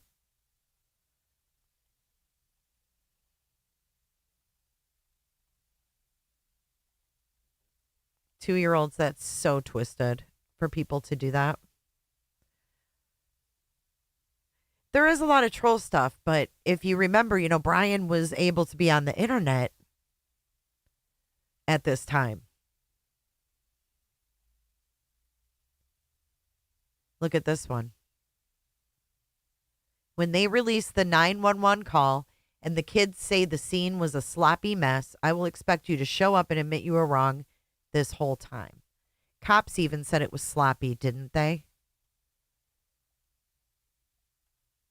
If they release the 911 call, it will prove I'm right. They have nothing.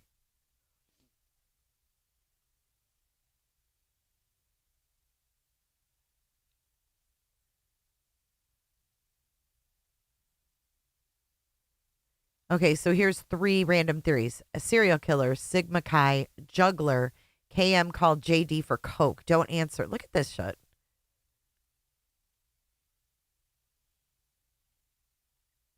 This was a first time thing for the killer. Super amateur. That's from the cops. I'm in the inner circle of friend group on the parent circle.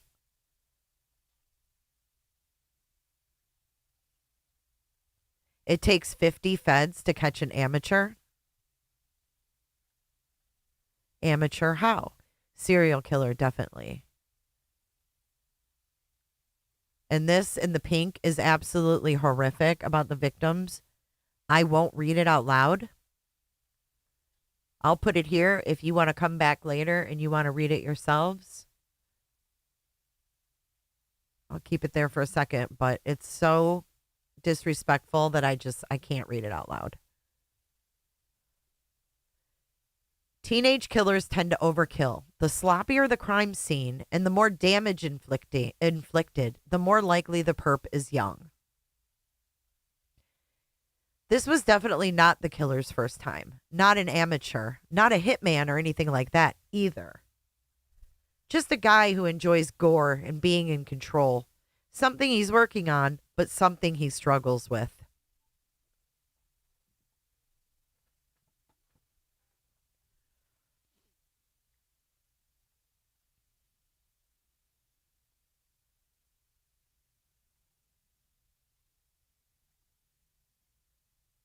Here, this is what was eerie right here. This is the one. So Thursday, July 29th, this is the day before he gets arrested. He says, first time this person did this. Girls downstairs heard shit and didn't leave room in the morning and called friends. Hunter came over and didn't let them see the scene and called 911. Friends freaked and fainted outside house. Now that we've heard the 911 call and all of the text messages and everything that's come out, I mean, who knew this? Maybe some of their friends might have known this. Hey, Captain Kurt.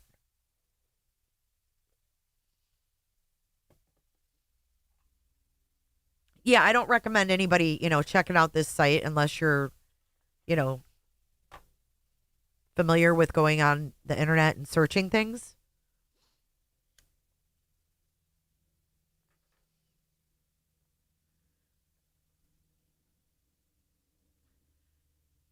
Oh yeah, it's all disturbing, y'all. Okay, so then they said, I just realized where multiple people in Idaho got killed by an invisible assailant without leaving a trace. I think he really thought that he left without a trace. The killer has entered the chat, but if what you say is true, sounds like you're justified. Here's another one. First time. What is this determination based on? Also, word that Hunter Johnson made the call, ?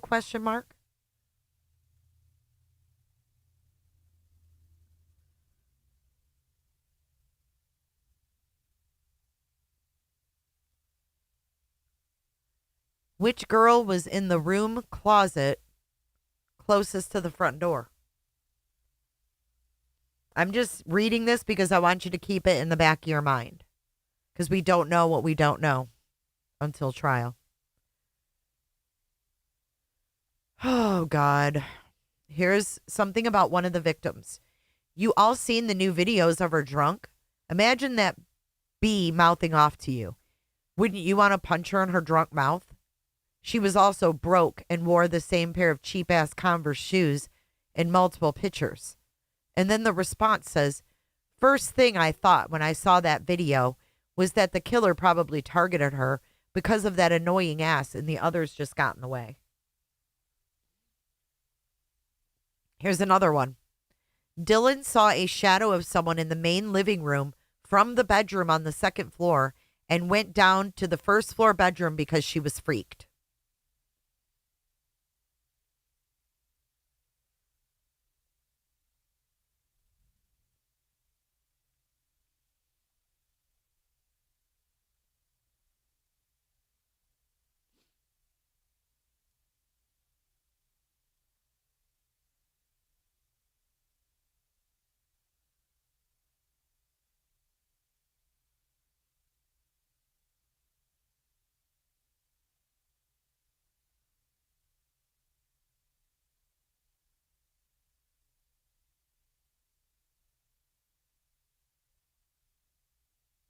What do you mean, shadow of someone? Let's see. See, these people are actually suspecting that the murderer is in here. Who does Dylan think the shadow was? Does she think she might recognize this person? Why didn't she call the cops if something didn't feel right?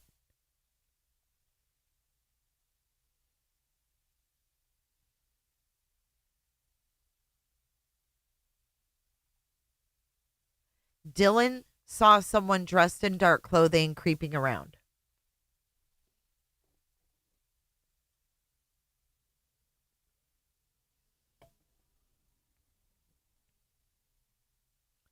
It's an X then. And yet she managed to evade a knife-wielding murderer who she perceived as a shadow walking past him downstairs to safety. Makes sense.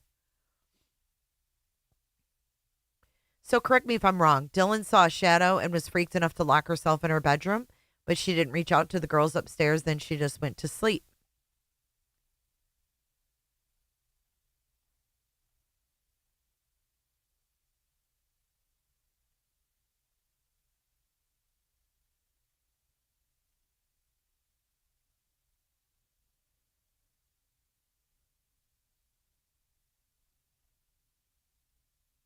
The quad night vision goggles really does it for me. This person says, I do hard drugs often. Wouldn't stop me from calling the cops or killing an intruder in my home.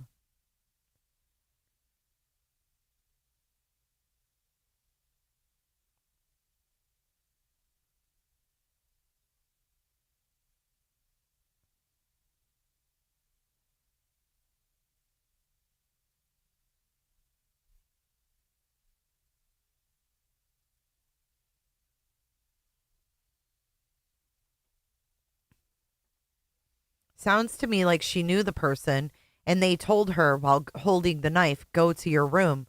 And she went to her room, falling asleep under the assumption he was just angry and would talk things out like normal.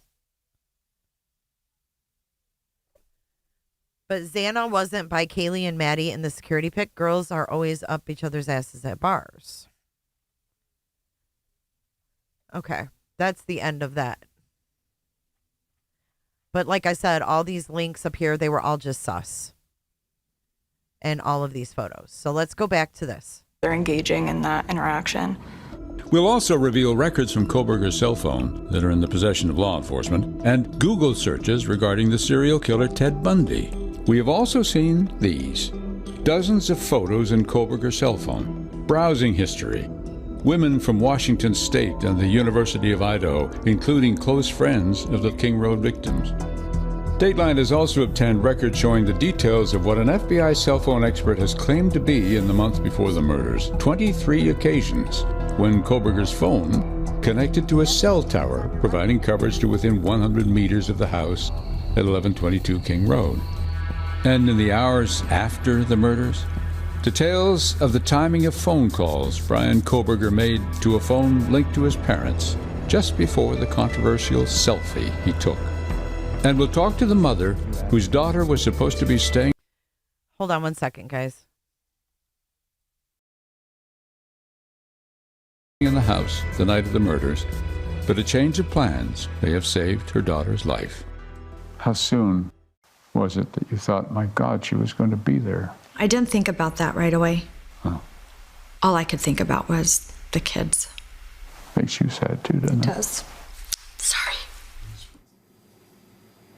So many damaged families.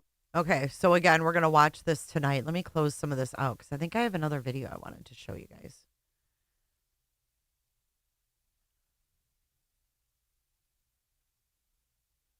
I think that's the same video. Okay, let's watch this really quick. This is... You've got a front door that enters onto the basement floor, then around the back. This is a reenactment shit. Hello and welcome back to J is for Justice. You've got a front door that enters onto the basement. Okay, so this is kind of a reenactment. It's about 5 minutes long. This is from CW News. This is pretty good. I wanted to know what you guys thought about this. Here we go. Floor. Then around the back, there's a deck, and then that has a sliding glass door that enters the second floor living area. November 12th, it was game day. There was a big football game against UC Davis. That day, the housemates were all wearing, University of Idaho sweatshirts. They took a picture outside their house. Maddie sat on Kaylee's shoulders for the picture.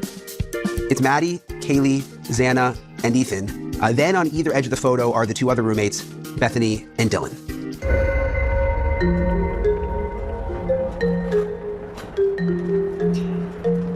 After the girls were at the corner club, Kaylee and Maddie went to the grub truck, just like a food truck. Then they got a ride home. Xana and Ethan came home around the same time as Maddie and Kaylee. When everyone was back home at the house on King Road, they all chatted for a bit, and then they went to their various bedrooms. Kaylee and Madison went up to the third floor and they settled down together in Maddie's bedroom, while Kaylee's dog Murphy stayed in Kaylee's bedroom, which was across the hall. Xana and Ethan retired to Xana's room on the second floor, while Dylan went to her room, which was down the hall from that. Meanwhile, Bethany went to sleep in her bedroom, and that was on the basement level. There was an eyewitness account from one of the surviving roommates, and they were able to use that to reconstruct the movements of the killer that night. The middle of the night, the suspect entered through the sliding glass doors on the main floor. And then there's a set of stairs which takes you up to the third floor. I believe his intended target was one of the girls upstairs. He had a K-bar knife. It's like one step away from a samurai sword. It's a crazy weapon. He wanted a physical battle.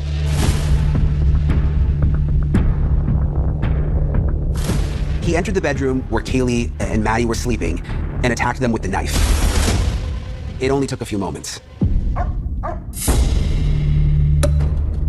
Dylan, one of the roommates in the house, heard noises above her. Her information is vital. She provides an eyewitness account. She puts the killer in the home at the time of the killings. Dylan opens her door once, sees nothing, texts her housemates to be quiet. She's trying to go to sleep. Meanwhile, the fifth roommate, Bethany, was believed to be asleep in her bedroom down on the basement level. At the same time, Xana and Ethan had just gotten the DoorDash, and I think as the killer's coming down, maybe like one of them like peeked out and saw him. There was a struggle outside Xana's room.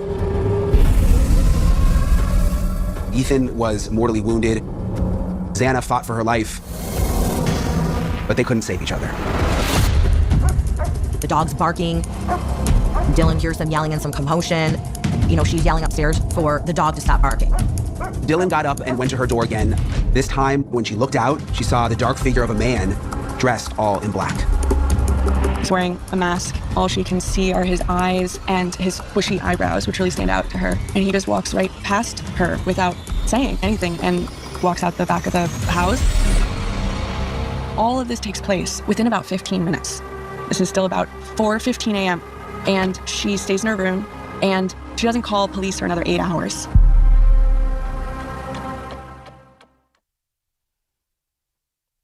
Crazy. Here, that was in this house, again, just steps from campus in the early morning hours of. You've got a front door that enters onto. Let me give you guys the link to that video. I know the sound effects were crazy in that one. Oops. I mean, that knife is really no joke. That knife is huge. People keep saying it's a hunting knife when it's a killing knife. I mean, crazy. All right, let's get that 4chan stuff out of here. Another video I wanted to show you guys is the creepy evidence. This is another one from a year ago. Let's see. Let's get past the intro. Get over here. Items seized. Let's go over a little bit of that evidence seized from the PA house. Into it. Among the items seized, the first one is pretty unsettling. It's a print of Sigmund Freud's What's on a Man's Mind. Why would this be significant in a murder investigation? Freud is the father of psychoanalysis. He delved into the complexities of the human mind, and this particular artwork is a visual representation of his exploration. It also raises intriguing questions about Bryan's state of mind. Was Kohberger drawn to this image for its psychological symbolism? Okay, here we are back to the psychological thing, right? Ramslin was the psychologic. What's her title? Forensic psychologist, I think. But this is something that was collected from his room. Now tell me what you see in this. What do you guys see? Do you see the man or do you see the woman?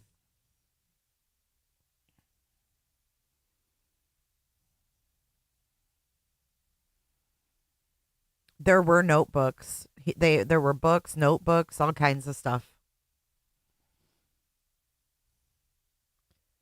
You don't see the woman in it? I see both as well. Mm-hmm. Does it hold clues to the motivations behind the heinous acts he's accused of committing?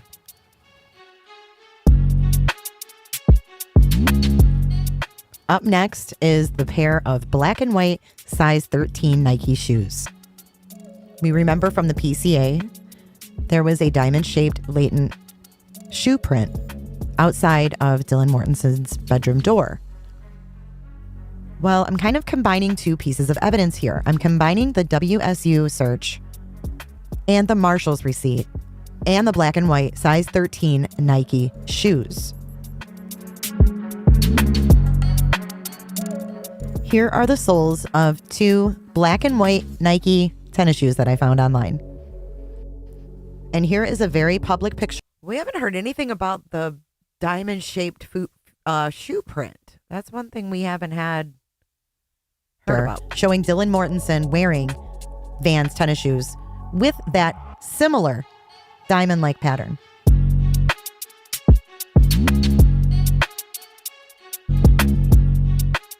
The key word there is similar. In the PCA, they don't say it is a Vans. It's similar to a Vans. And the soles I just showed you are very similar to the Vans. What do you think of that? Do you think it's all in the wording, similar to a Vans, or do you think it is a Vans? I don't know how they word those things. I'm not a investigator. Vans diamond pattern. And even if Dylan Mortensen wore the same size shoe as Bryan Kohberger, nobody owns a pair of the same shoe with the exact wear pattern. If you murder someone and they have a print and you keep the shoe, they will be able to trace that print to that specific shoe, even if everyone you know has that same kind of shoe. If Bryan Kohberger is in fact the murderer and he kept those shoes, it will help more to convict him than the touch DNA on the sheath. And next, from the WSU search warrant, we're going to talk about all of the hair strands and the Bissell Power Force vacuum. The vacuum. I didn't give the Bissell Power Force vacuum much thought until I saw this Forensic Files episode. And there was a very similar crime. There was 3 people that were murdered at the same time, except it was a family, not college kids.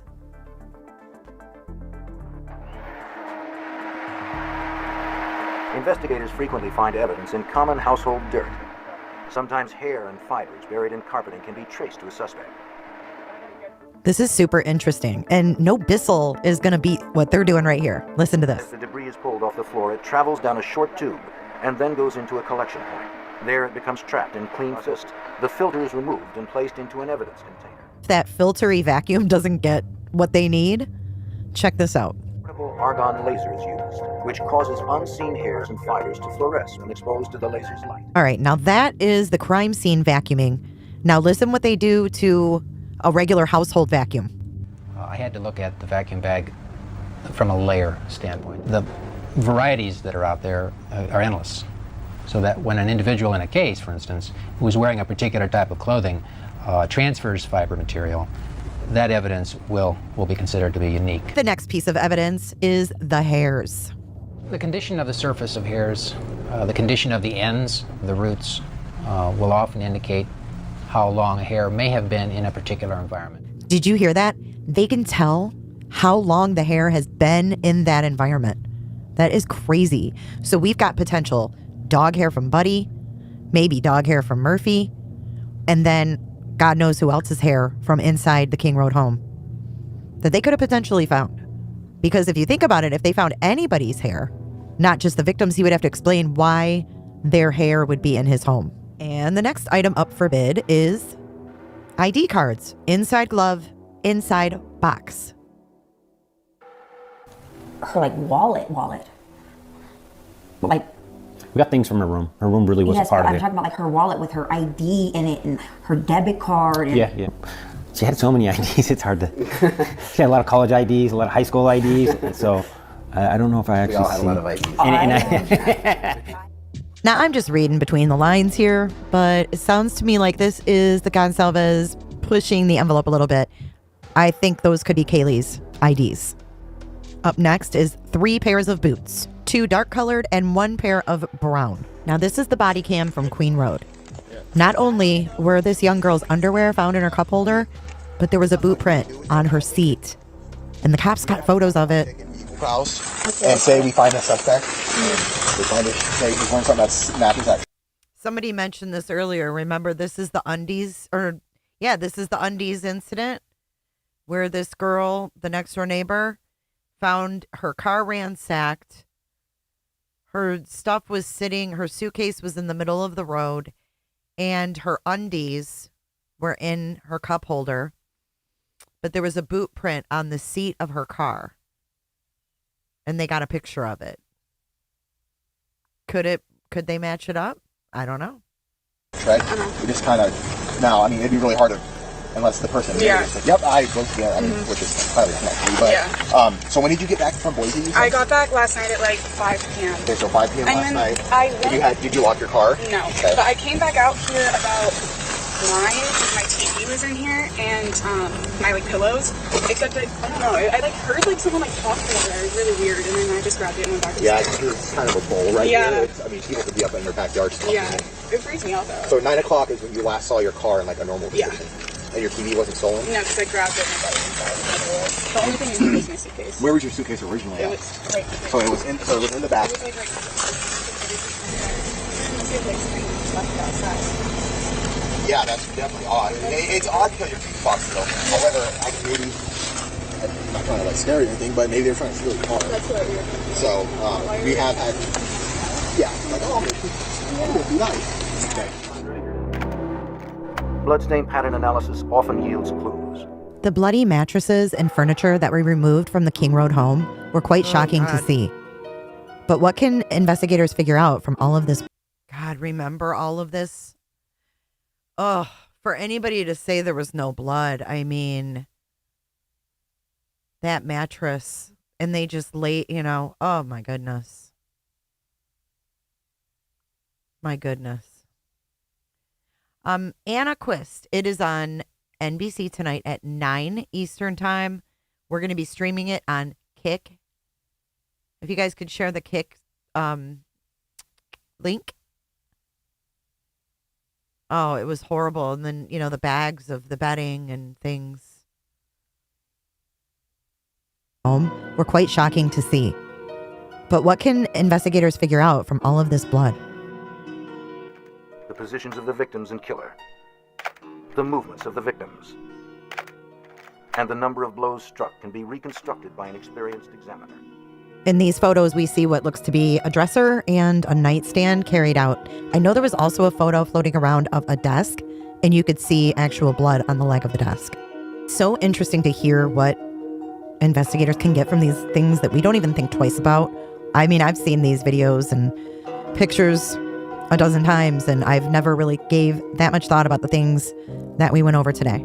So I appreciate you guys listening. Let me know what you...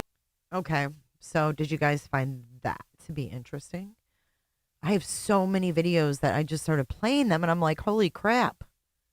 We have dug into so many things. Here's one more that I wanted to share today. Let's do it. Hello and welcome back to J is for Justice. In today's video, there's a Walmart receipt for a Dickies jumpsuit. Oh, Bethany yes. Funk and... Yes, I want to go over this one with you. Y'all. Oh, I'll just wait till the part. Hold on, just let's play this. Dylan Mortensen were texting with one another during the murders. The FBI sent the Gonsalves family a letter. I got some bombshells, guys. Let's get into it. This is October 7th of 2023. Reporting on the Moss podcast called The Morning Meeting, and that is who Howard Blum needs to share information. Before for $49.99. Listen. Your neck. work suit, which is a work suit that covers you from your neck to your legs and your arms. And the police are now hypothecating that. Look, is that why Santa walked around the neighborhood in a jumpsuit, y'all? Why else would the prosecutor be wearing a jumpsuit like that? I'm telling you, this is before they caught him. I think they were letting him know, we know what the fuck you wore. Put a 1 in chat if you think this was a sign to the suspect that we know what the fuck you wore.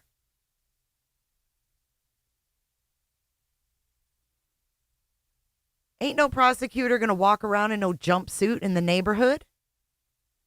The Ramsland jumpsuit?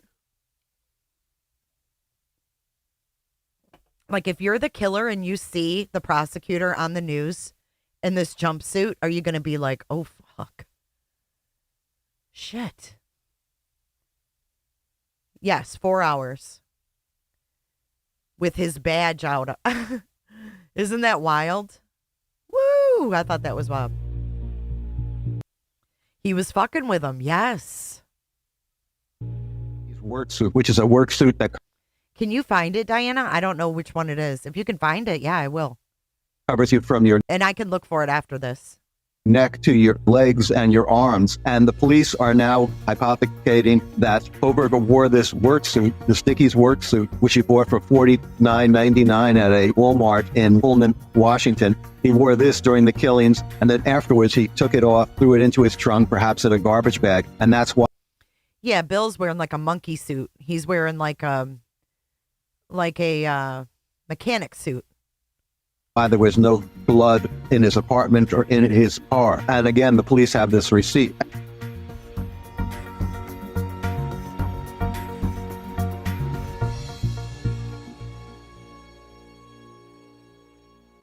So all of these months, those of us who have speculated that he could have worn a monkey suit could explain the lack of blood evidence.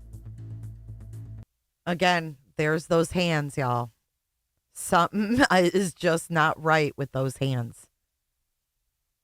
Is it the handcuffs? Are the handcuffs too tight? What do y'all think? Yes, like Michael Myers. Exactly. Michael Myers wore that. Mm-hmm. Steve's not done yet. There's more. Steve's investigation has also found out some more evidence. Since the beginning of this case, one of the great mysteries is, and has been, 2 roommates survived. One of them, according to a police affidavit, saw the killer walk through the house. She stares at him, and then she goes back to her room. And for the next 8 hours, nothing happened. Well, according to what Kaylee's father has found, there has been evidence presented to the grand jury that says that these 2 roommates, during the course of this murder, were texting to one another, and that at one point they even sent a text saying, "Oh my gosh, I think someone's being killed." And if this is accurate, because again, this is what Steve has found at the grand jury, if it's accurate, it raises a really troubling question. They knew that something was happening in the house. If they suspected that someone was being murdered, why did they wait 8 hours before informing the police? That is one of the great mysteries of this story, and one that Steve is trying to find. If this is true that the 2 girls were actually texting one another, listening to the killings go on, how does this change your feelings about the surviving roommates, or does it? We know this is old now. I mean, we know they were texting. We actually have context of the text, and we've read through them. Could they have been scared at this point? Because I still want to give the girls the benefit of the... And Steve has also discovered something else. He's found... See, you can see he's wearing a monkey suit. It's not just a shirt. I'm not making it up. Like, I had the whole picture. Trust me when I say he's wearing a monkey suit. That the prosecution and the authorities are sitting on a witness. What this witness knows, what this witness has seen, remains a large mystery. Steve set out to try to talk to this witness to discover this for himself. He really is determined to get to the bottom of the things. And then something totally strange happens. Here we find out that Thompson and the rest of the prosecution team has a secret witness up their sleeve. But similarly... AZ, that was when he was first arrested. He wasn't in jail, but overnight. To the way the FBI contacted Gabriela Vargas, the quote-unquote DNA expert. It seems the Gonsalves family was also contacted by the FBI.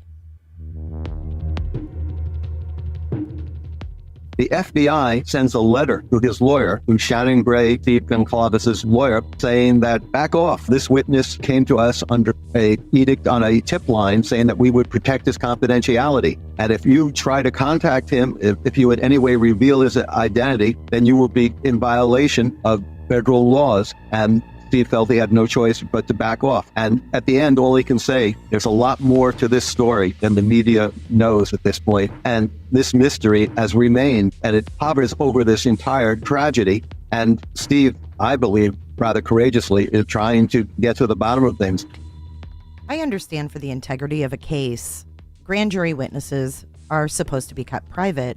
And if they thought that the Gonsalves family might reveal the name, it could blow the case. However, when you look back at this whole entire case, the evidence that we've seen Diana. so far, who could possibly be the secret witness? Well, don't we know now it's most likely the DoorDash? The secret witness? Potential witness is a real mystery. The only time it's been mentioned is to the grand jury. The grand jury sessions are sealed. The fact that it's not a rumor is substantiated by Shannon Gray, Steve's lawyer, receiving a letter from federal authorities telling him to back off. So we actually have confirmation that the FBI did send a letter to Shannon Gray. And now we see why Steve Gonsalves backed off so hard like he did.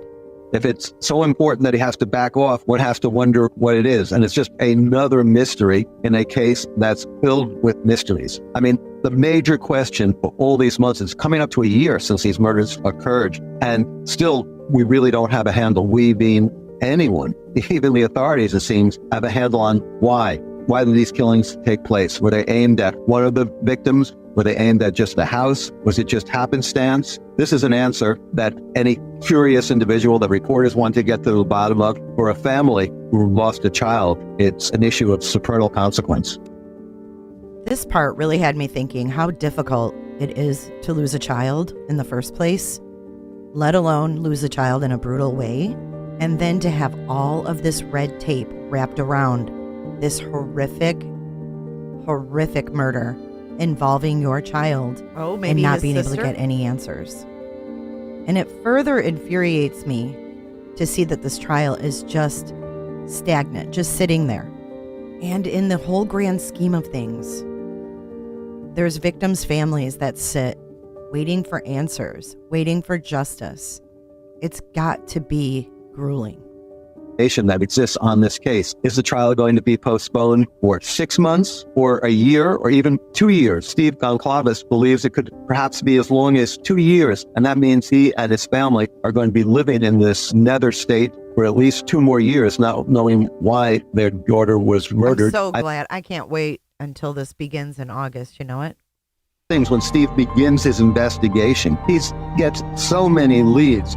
Now Howard goes a little deeper with the description of what Steve's investigation actually led him to.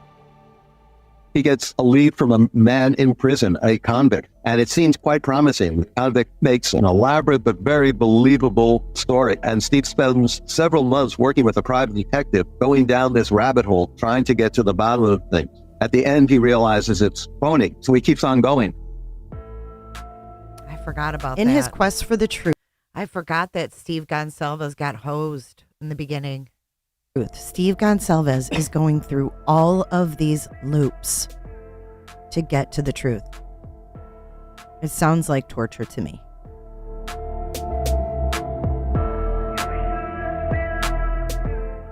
Anyone who gets infuriated over the fake news about these cases on YouTube or social media at all, listen to what these people that fake things put Mr. Gonsalves through. He also receives videos, and these videos allege that there were different cars in the area or different people. Sounds have been superimposed on the King Road house at night, and these videos are allegedly taken from light bulb cameras, CCTV surveillance, and these are very elaborate fraud. And the idea that there are people out there who are taking the time and energy to create these doctored videos is surprising and horrid. And again, it's also a reason why this gag order is detrimental to getting at the truth, and why Steve's quest is something I think to be admired and applauded. I feel filled with respect for a father who refuses to surrender to the horrible events of his daughter's death. Needless to say, I have a renewed respect for Steve and the rest of his family. He is definitely the alpha of his family. And I can't imagine the emotional turmoil that they've gone through, sifting through all of the stuff that's out there. Patty. And not getting any confirmation from the authorities on anything. If you do anything today, guys, send good thoughts, prayers, vibes out to that family and all of the families of the victims of the Idaho 4. Poor people, man. Well, that is the end of our video. The commands aren't working. Really? Hang on, let me check that. That's weird. So, yeah, let's see. We're going to see him in that whole monkey suit. Let me check the commands.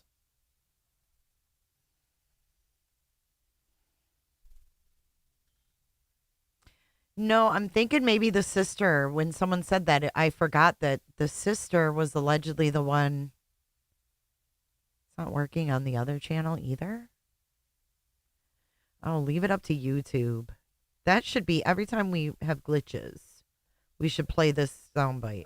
No YouTuber, because leave it up to YouTube, you know? Leave it up to YouTube. Oh, it's turned this off. This is like my last straw. Like, every person that I meet on YouTube is the most up piece of like, leave it up to YouTube. Okay, it should work now. I know, he is a good dad, Avocado. I agree.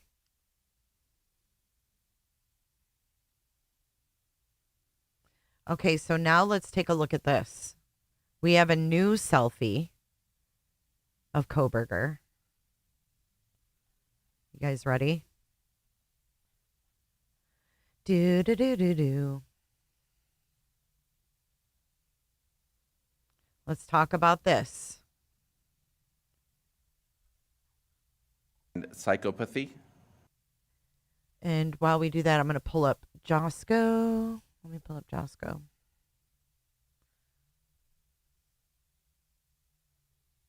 Okay. The man. We'll play this next. Oh, God. I'm having flashbacks of the scariness.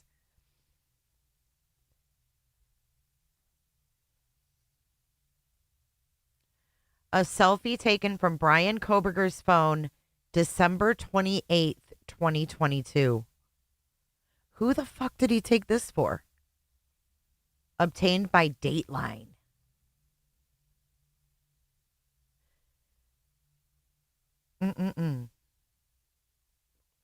It's not the full Josco video? Is it my Josco video? Did I do one? Was it 1972? Bryan Kohberger. I don't know if it'll come up.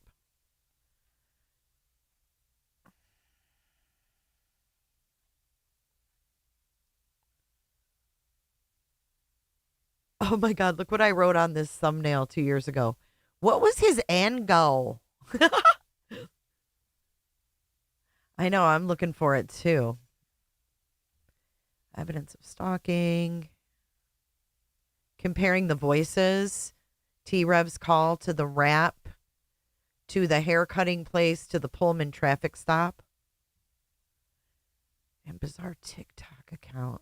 Examined. Is this it? Hold on.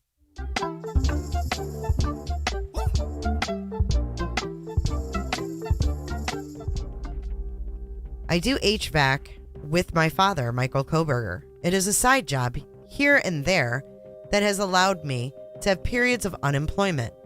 I am going to need more income now due to the fact... Hang on. Interesting stuff. One more time. Oh, shit. That Teresa said... Hold on. This is our overlay. Remember the overlay? At me. One more time. This is a screenshot of Josco 1972 from TikTok. Posted potato let us know on December the 14th. The day before Bryan Kohberger was killed in that SWAT raid, and him and his dad were on the road. The music? Him and his dad were on the road. Could he have been... Is that the Comfort Inn office lounge? Oh, I remember this now. Guys. I remember this now. What? Remember there was... Oh, lordy. Remember there is a room key to the Comfort Inn from when him and his dad traveled. Would that not explain the fucking painting? What? December 14th. Josco 1972. Okay, here's part of it. Listen. Which I apologize for how I know it's disturbing, but anyway, how do we know that she screamed? Because 3 individuals reported hearing a scream between 3:45 and 4 o'clock. Be sure to check out my... Okay, now let's go to the Josco one that Diana just sent me. They believe that the man possibly grabbed her, and she screamed loudly, apparently. The man then harmed her, and the reason the wounds were of such force, he was delivering it quickly and forcibly to quiet her, which... You know who this sounds like to me? I know it's disturbing, but anyway, how do we know that she screamed? Because 3 individuals reported hearing a scream between 3:45 and 4 o'clock. That sounds like Brian Enton to me. Oh, Nick. It kind of sounds like, well, how would he know? Right, that's what we were saying. By the tree call? What do you mean? What's the tree call? But He's trying to prove himself. Oh, T-Rev call. And that was it. As to when the murders occurred, because I don't know if you noticed, but the authorities weren't called the next day until late in the morning, yet they had a very specific time frame when the murder happened. They think the scream is why. And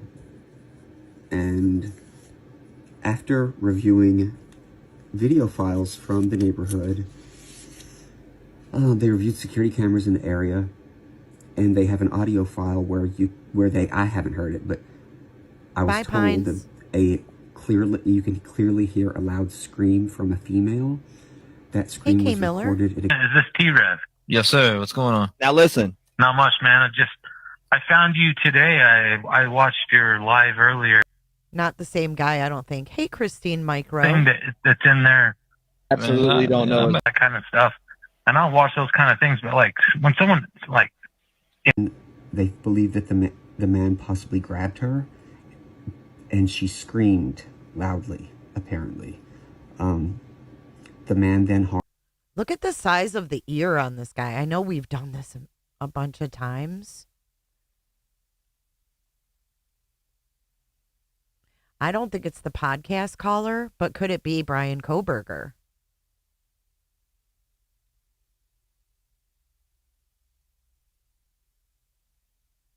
Harmed her, and the reason the wounds were of such force, he was delivering it quickly and forcibly to quiet her, which...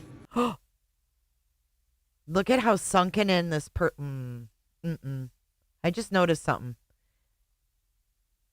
I might be crazy here. Why is there a cut like that?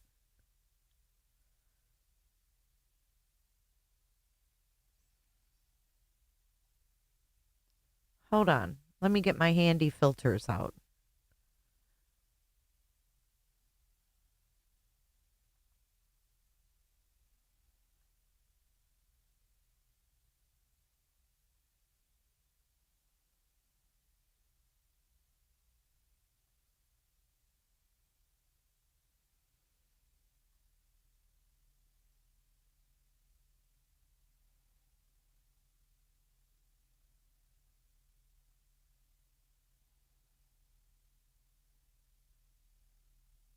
I don't know if you can see it any better. Ooh, you can really see the ear. Okay, let's play it. The man possibly grabbed her, and she screamed loudly, apparently. The man then harmed her, and the reason the wounds were of such force, he was delivering it quickly and forcibly to quiet her, which I apologize for how, I know it's disturbing, but anyway, how do we know that she screamed? Because 3 individuals reported hearing a scream between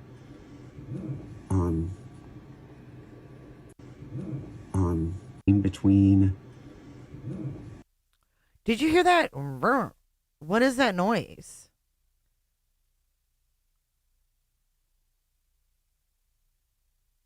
Shane Culkin, you are always late. What the hell? What's up, dude? Between 3 individuals reported hearing a scream between 3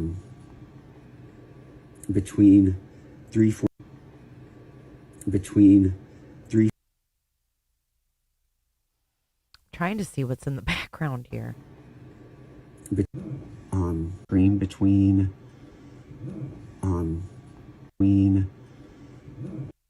He hears something, and that's what makes him move his phone. reported hearing a scream between because how do we know that she screamed? Because 3 individuals reported hearing a scream between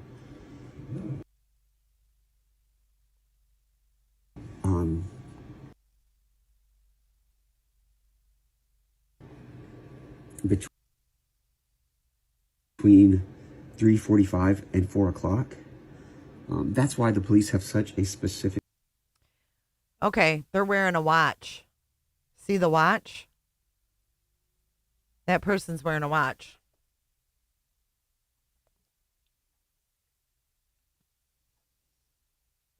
That person is wearing a watch.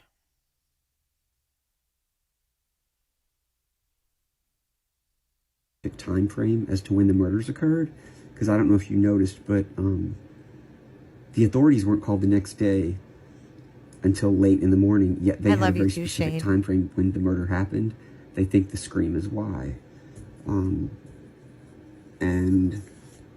after reviewing video files from the neighborhood, they reviewed security cameras in the area, and they have an audio file I haven't heard it, but I was told that you can clearly hear a loud scream from a female. That scream was recorded at Is this T-Rev? Yes. Yeah, how did this An audio person know file all where- this? Because Michael and Bryan would have been on the road to PA on this day. Josco 1972 makes me very uncomfortable.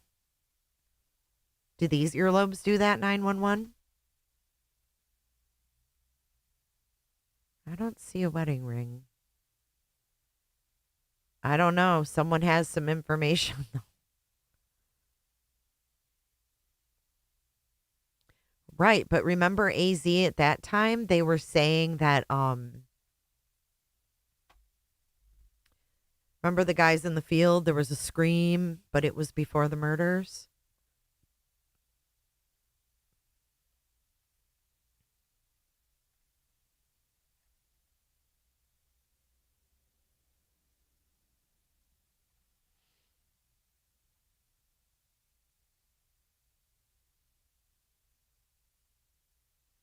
You don't think it's him?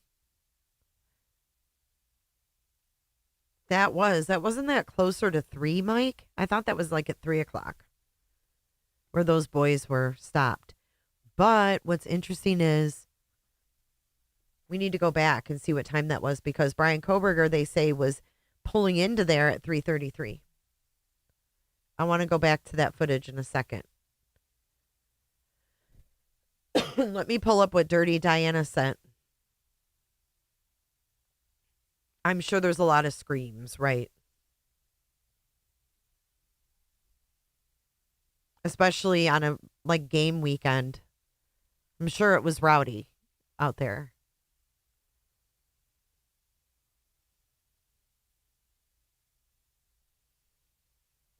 Okay. Thank you, Dirty Diana. Dirty Diana. It was like 3:03, but how long does it last for? It starts at 3:03, and then what? All right, here we go with Josco. Screamed loudly, apparently. The man then harmed her, and the reason the wounds were of such force, he was delivering it quickly and forcibly to quiet her, which I apologize for how, I know it's disturbing, but anyway, how do we know that she's disturbing, but, which I apologize for how.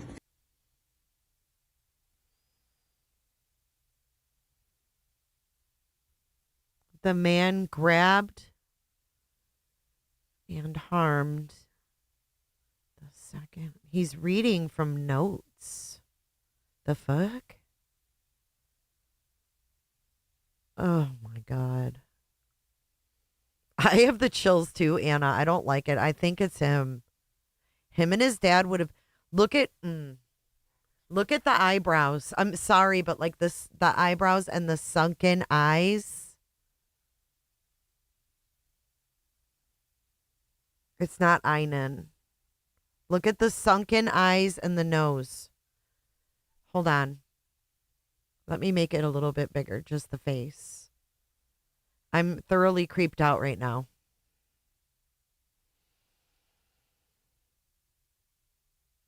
I don't like it. Because I see Kohberger. He turned when the noise happened because it sounds like a room key to a door. The vrt. Christ almighty.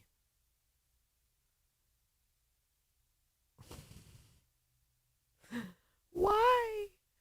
Why? Why? To quiet her, which I apologize for how, I know it's disturbing, but anyway, how do we know that she screamed? Because 3 individuals reported hearing a scream between 3:45 and 4:00. That's why the police have such a specific time frame as to when the murders occurred. Because I don't know if you noticed, but the authorities weren't called the next day until late in the morning, yet they had a very specific time frame when the murder happened. They think the scream is why. And after reviewing video files from the neighborhood, don't be fooled. I used filters to lighten it up, so his hair color's not going to look like his hair color, if you will. I've totally messed with it so that we can see the features better. They reviewed security cameras in the area, and they have an audio file I haven't heard it, but I was told that you can clearly hear a loud scream from a female. That scream was recorded at exactly 3:38 a.m. Neighbors say they didn't call the police because they said there's often loud noise coming from the house. Listen, this is when him and his dad were traveling back to PA. When they seized things in PA, they seized a Comfort Inn room key. Could he have been at the Comfort Inn doing this on the drive? Alabama mama, what's up, girl? I was told that there are parties there all the time. Again, I don't know if that's true, but it's what I was told. The weapon used was a long serrated-edged hunting knife with a fixed blade. The weapon had not been in the house. The person brought it with them and took it when they left. How would anybody know this? It's a picture. How would anybody know that? The two victims were on the same bed, not side by side. One victim was found on top of the other. Happy Mother's Day, Lee Michelle. The reason is that the one tried to escape and was grabbed, harmed, and then shoved and fell on top of her friend. Oh my God. Mm-mm.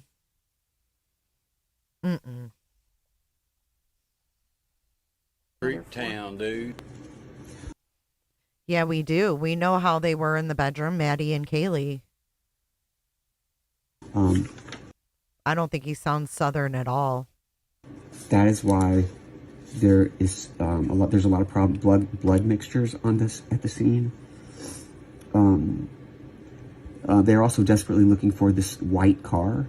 The reason being is that it was seen speeding by an A&W gas station. I don't even know what that is, but anyway, that's, again, it could be wrong. I was just told it was seen speeding by an A&W gas station / hangout at 3:45.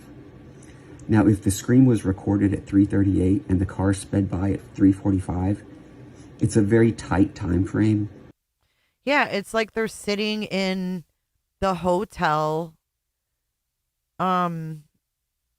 office thing, like where the computers are. There's a whole damn computer behind this. We know a lot more than we did before, though. But it is possible that the person left immediately and rushed and was seen speeding by.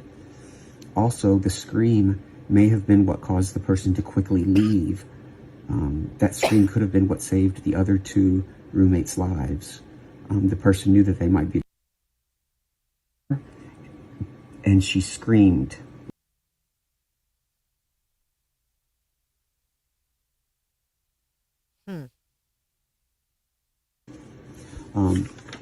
That is why there is there's a lot of blood mixtures on. And he seems like the type that would have notes. Who else is going to have these notes? And it looks like they're actually written on, like, where does he flash the notes? Like a little notepad from, like, the hotel, maybe? This is creepy, nonetheless. That's, again, it could be wrong. I was just told it was seen speeding by an A&W gas station / hangout. Screamed loudly.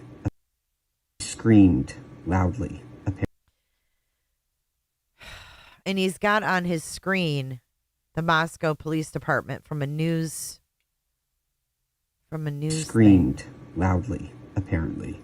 The man then harmed her, and the reason the wounds were of such force, he was delivering it quickly and forcibly to quiet her, which I apologize for how, I know it's disturbing, but, which I apologize for how,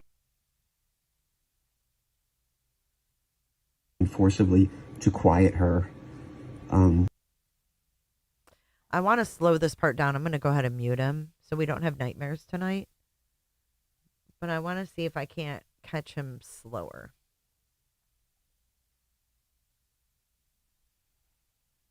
Hold on.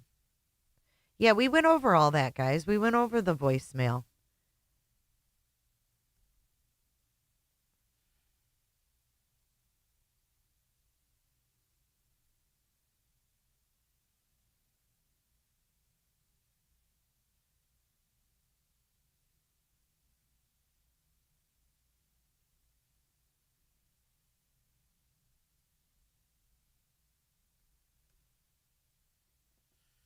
I'd love to see his handwriting.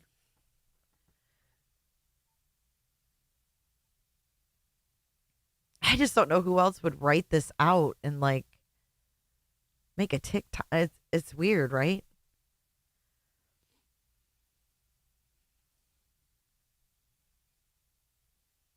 Yeah, I'm just going to let it play slow.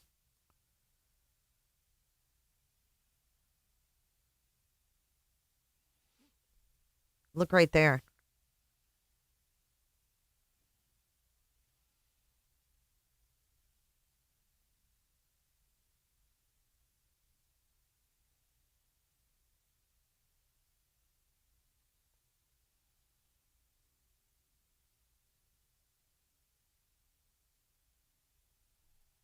What do you think?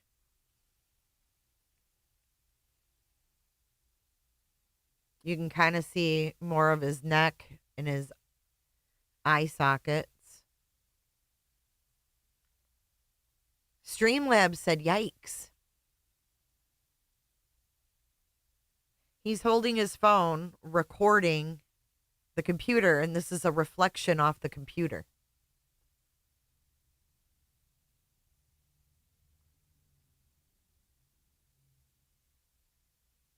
I guess, but it doesn't seem like this guy has a history of making crime videos. So if that's true, like if this Josco 1972 was a true crime creator, I'd say, oh yeah, he's just a true crime creator. But he's not.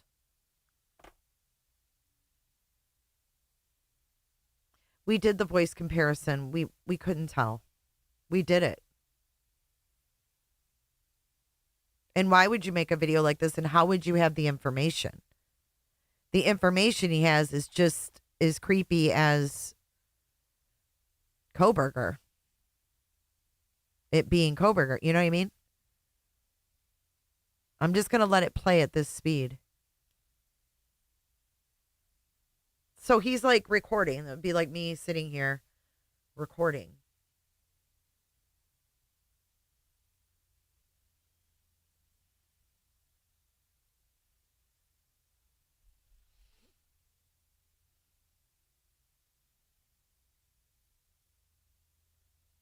Yeah, that's the picture frame. He doesn't have a mullet.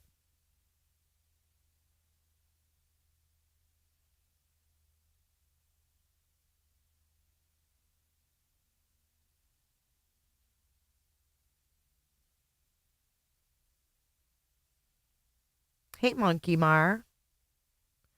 Yeah, I'll play it for you guys in a minute. I just want to see, after he hears that noise, do we see his face again?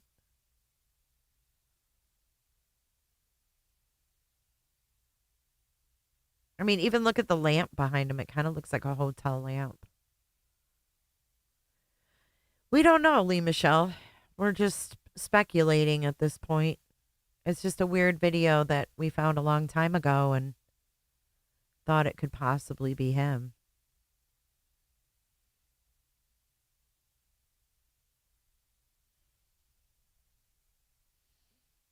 Okay, so let's go back to the beginning. Ooh. Apparently. Ooh, God. The man then harmed her, and the reason the wounds were of such force, he was delivering it quickly and forcibly. I feel like the nose and the eye sockets give him away. But let me see if I can find the voicemail. Bryan Kohberger voicemail to voicemail. Okay, here's Evil Exists. Let's play this one. After the killings of the 4 Idaho students, someone called into a podcast, and many were convinced it's Bryan Kohberger. During a documentary called Horror in Idaho, which focused on the Idaho 4 killings, Bryan's hairstylist was interviewed. The clip is linked down below. We hear Bryan's voice in that clip, as the hairdresser had a voicemail from him, saved on her phone. We are going to compare that voice to the podcast voice now. Let me know what you think down below. Every single one of them, I feel like his ask me is, if you were going to kill somebody, how would you get away with it? And that always creeped me out because I think that's what fucking Bryan wanted to do. Kill someone and get away with it. I feel like his ask me is, if you were going to kill somebody, how would you get away with it? And I just wonder if maybe maybe this is nothing more than some kid in a fraternity trying to prove himself. Here's the voicemail. My name is Brian. Would you be able to give me a haircut tomorrow by any chance? Hi, my name is Brian. Would you be able to give me a haircut tomorrow by any chance? God. In a fraternity.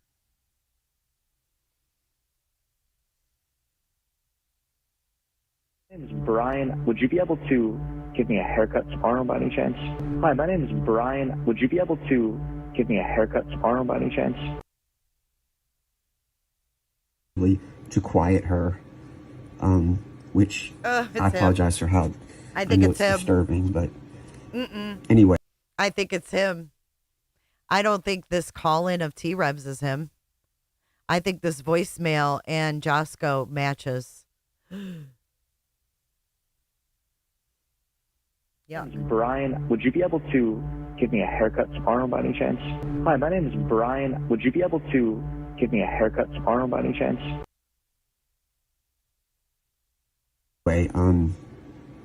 How do we know that she screamed?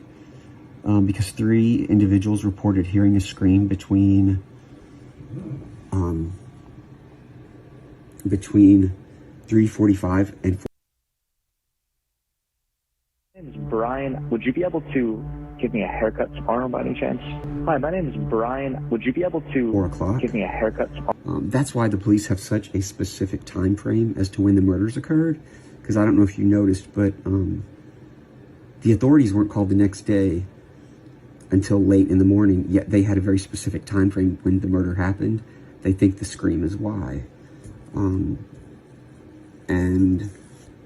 after reviewing video files from the neighborhood, they reviewed security cameras in the area, and they have an audio file I haven't heard it, but I was told that you can clearly hear a loud scream from a female.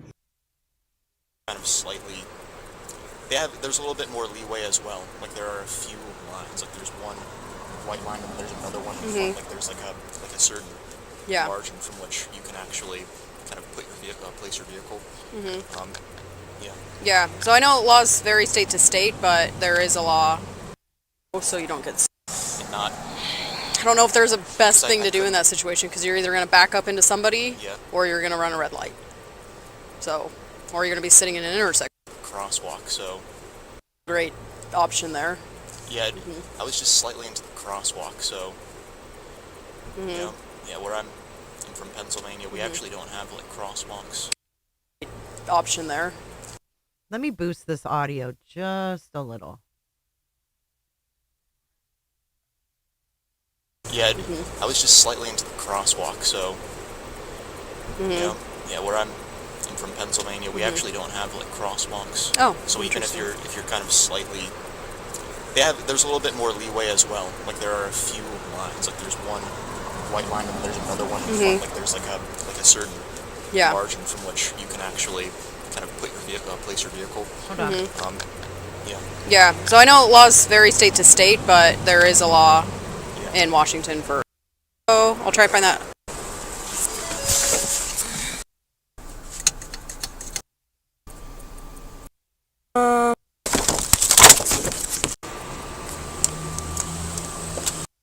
Okay, so I found it. So I don't know what in Pennsylvania where you go to find laws, but in Washington it's called the Revised Code of Washington. So I'll try to turn my brightness up, but it's just called an RCW, so it's RCW 46.61.202, so it's no driver shall enter an intersection unless there is significant rules. Just if you're ever anything like that today, I understand you're from Pennsylvania, but so I'm not writing a ticket or anything. Okay, so this is what he looked like October 14th, right? And then let's go back to Josco. Where did we see Josco real good? Right here?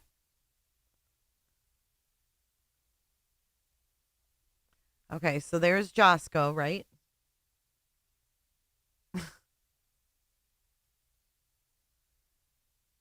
I don't know if you see it or not.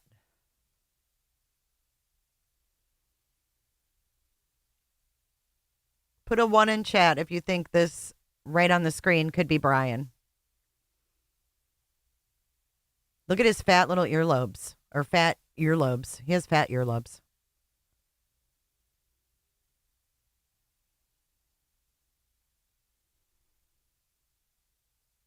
No, his nose doesn't look fucked up there, does it?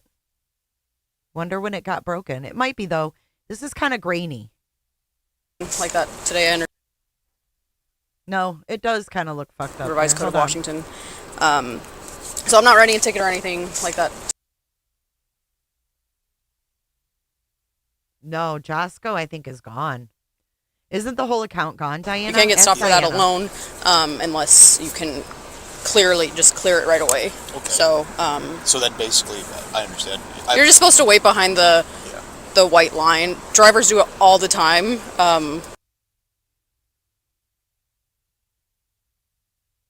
But it never even occurred to me that.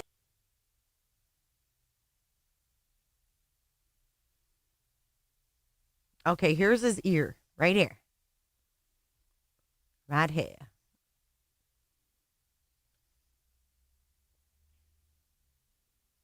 Let me screenshot that.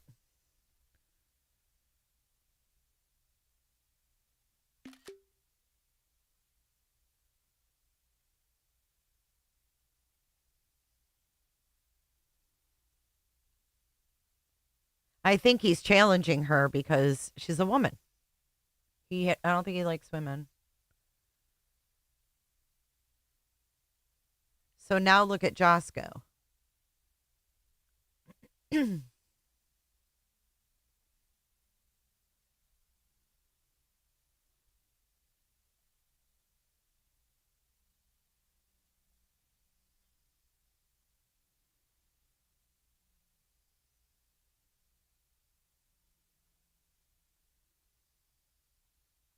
Are we crazy?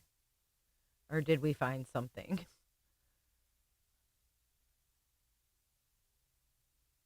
What do you think? I can't do much better than that right now. How does he know the things he knows?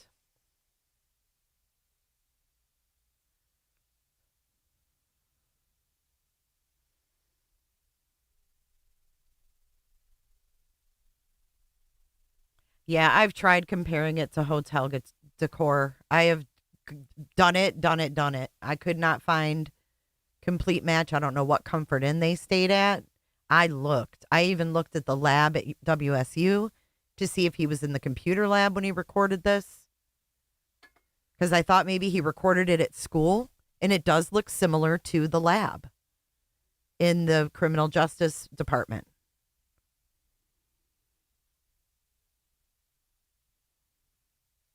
I don't think he's wearing a watch.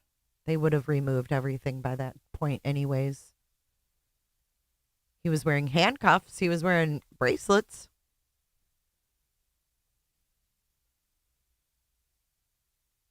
Yeah, the ears are close. Let's see. Ears are a telltale sign.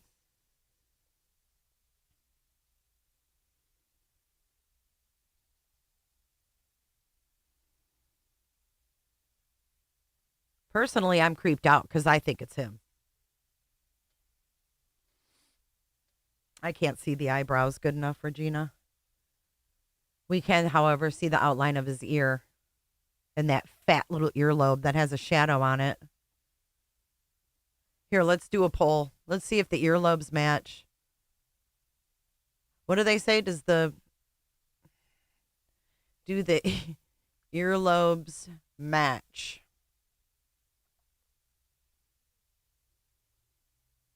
No, it is weird to use note cards and have notes on them that nobody else knows about a quadruple murder. Yeah, that's fucking weird.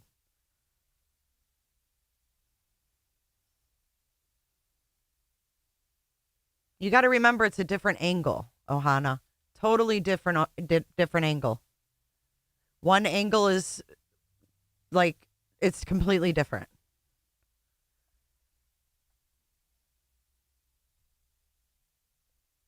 And in the body cam, he's in a different totally position. He's looking forward in this picture. He's looking to the side in the other one. So it's not exact by any means.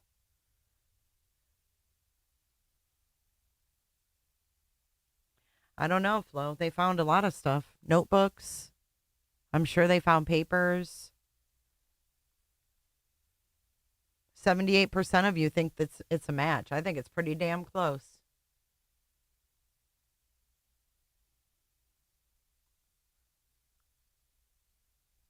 Not sure.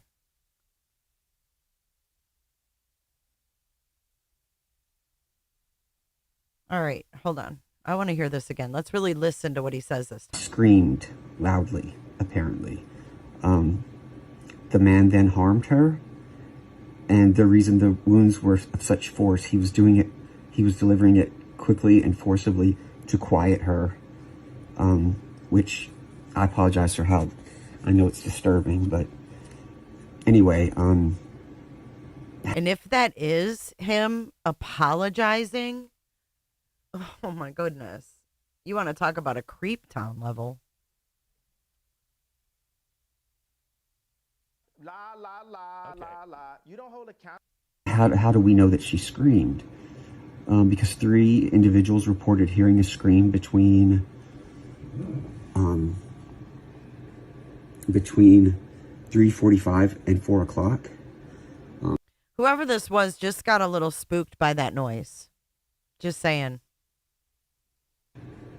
Between 3:45 and 4.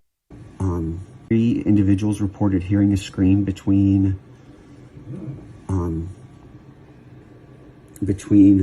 3:45 and 4 o'clock. That's why the police have such a specific time frame as to when the murders occurred.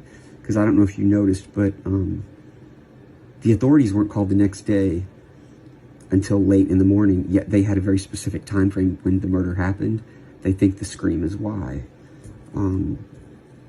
And after reviewing video files from the neighborhood, they reviewed. Well, if you think he sounds like Nick, they're from the same area, so maybe they have the same accent.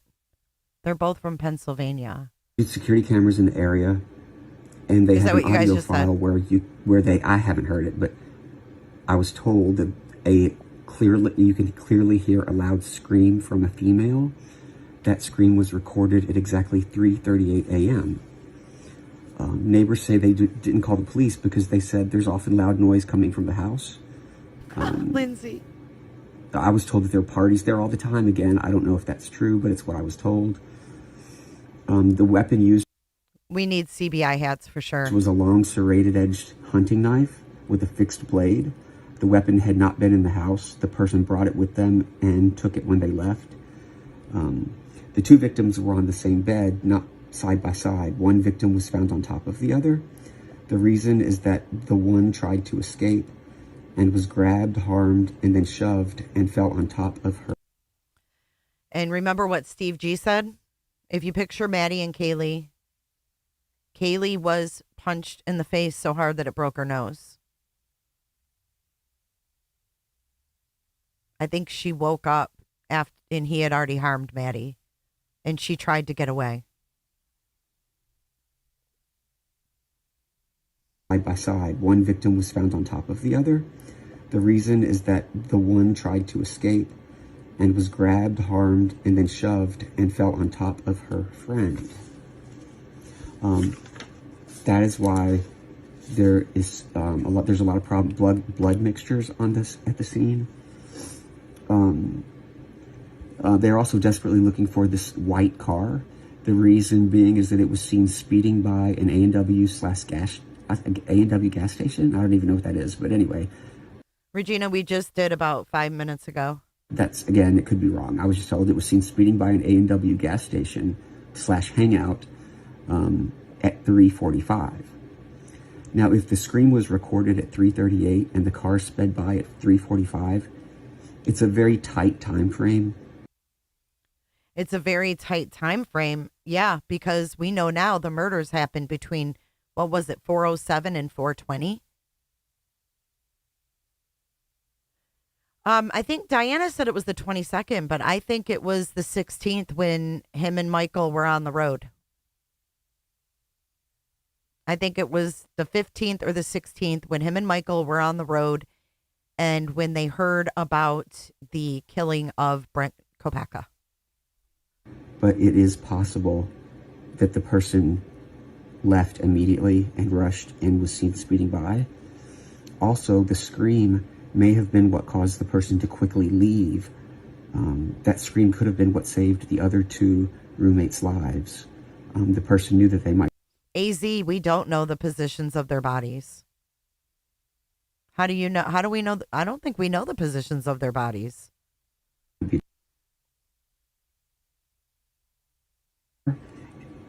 And she screamed. They might be been what saved may have and the at 3:45. Now, if the scream was recorded at 3:38 and the car sped by at 3:45, it's a very tight time frame, but it is possible that the person left immediately and rushed and was seen speeding by. Also, the scream may have been what caused the person to quickly leave. That scream could have been what saved the other two roommates' lives. The person knew that they might be. And she screamed.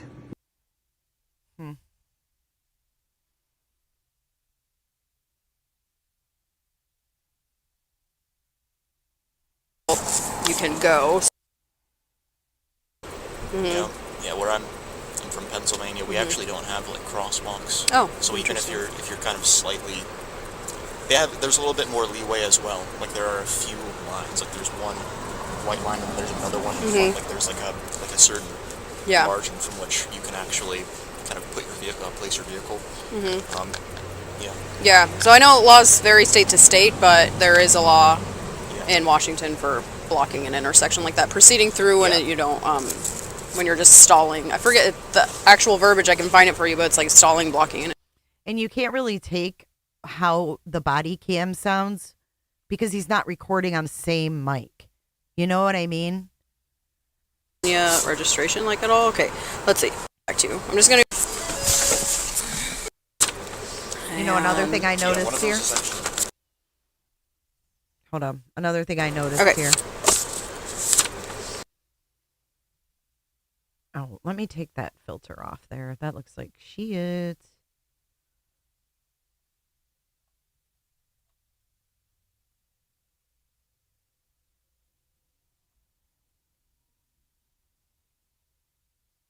I don't think it's Clutch the Pearls. Do you?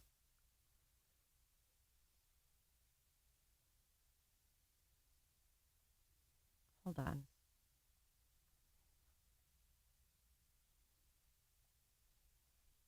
And yeah, one of those is actually. Yeah, okay, that looks good. I'll hand that back to you. I'm just going to go check your info. I'll try to find that. If you look right here, you can kind of see a part. I think it's possible that Bryan had a haircut that was shorter. You know how the cops in Moscow, some of them had the, I don't know what you call these, a fade? Is that what you call it? A fade? I don't know what it's called. I'm not a hairdresser. But where they had that sharp part. My son had it for a while. And it looks like it's grown out, like curly. One of those is actually. Yeah, okay, that looks good. I'll hand that back to you. I'm just going to go check your info. I'll try to find that RCW, the law for you, and I'll be...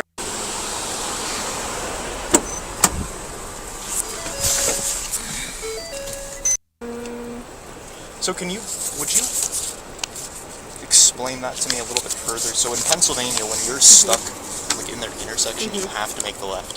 So what would the appropriate thing for me to have done been? Just You're not supposed to block an intersection like that in Washington, so just by you blocking the intersection, that's technically a ticketable violation, and then then you're running a red light, so it's another ticketable offense. So you're not supposed to proceed into the intersection until you can go, because a lot of people... So I don't know, guys. Here's the voicemail again. My name is Brian. Would you be able to give me a haircut tomorrow by any chance? Hi, my name is Brian. Would you be able to give me a haircut tomorrow by any chance? Screamed loudly, apparently.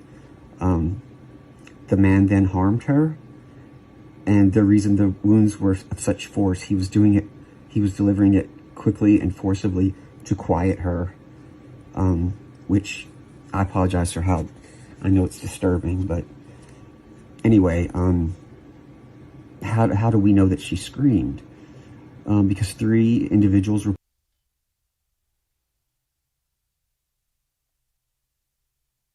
My name is Brian. Would you be able to give me a haircut tomorrow by any chance? Hi, my name is Brian. Would you be able to give me a haircut tomorrow by any chance? reported hearing a scream between 3:45. He only says when he's spooked by that noise. He doesn't say before that. Because 3 individuals reported hearing a scream between. Or maybe he did. I don't know. In one he's reading and one he's talking. You know, a voicemail versus reading cards versus talking to a cop. Hey, Perry.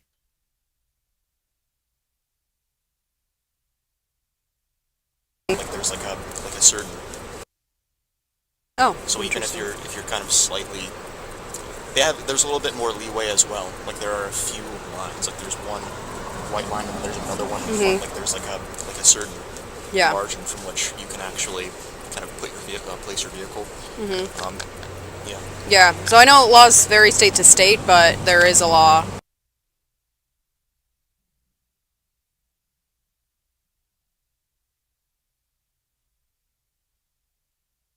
My name is Brian. Would you be able to give me a haircut tomorrow by any chance? Hi, my name is Brian. Would you be able to give me a haircut tomorrow by any chance? He was delivering it quickly and forcibly to quiet her, which I apologize for how, I know it's disturbing, but anyway, What Thai video?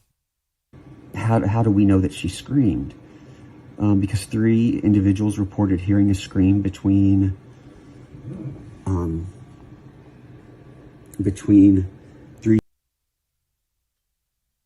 Would you be able to give me a haircut tomorrow by any chance? Hi, my name is Brian. Would you be able to give me a haircut tomorrow by any chance? 3:45 and 4 o'clock. That's why the police have such a specific time frame as to when the murders occurred.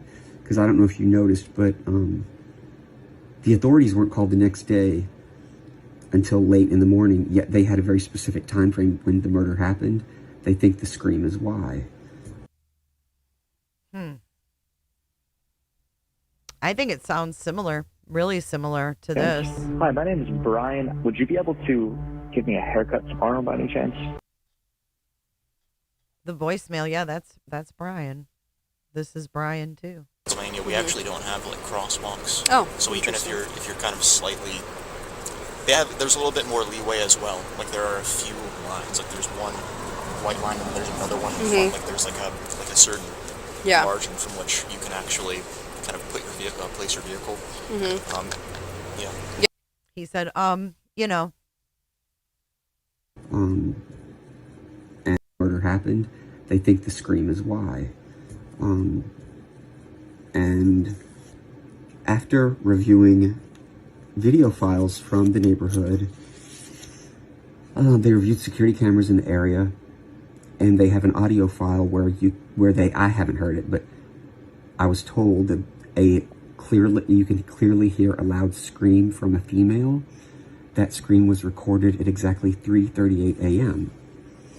Neighbors say they didn't call the police because they said there's often loud noise coming from the house.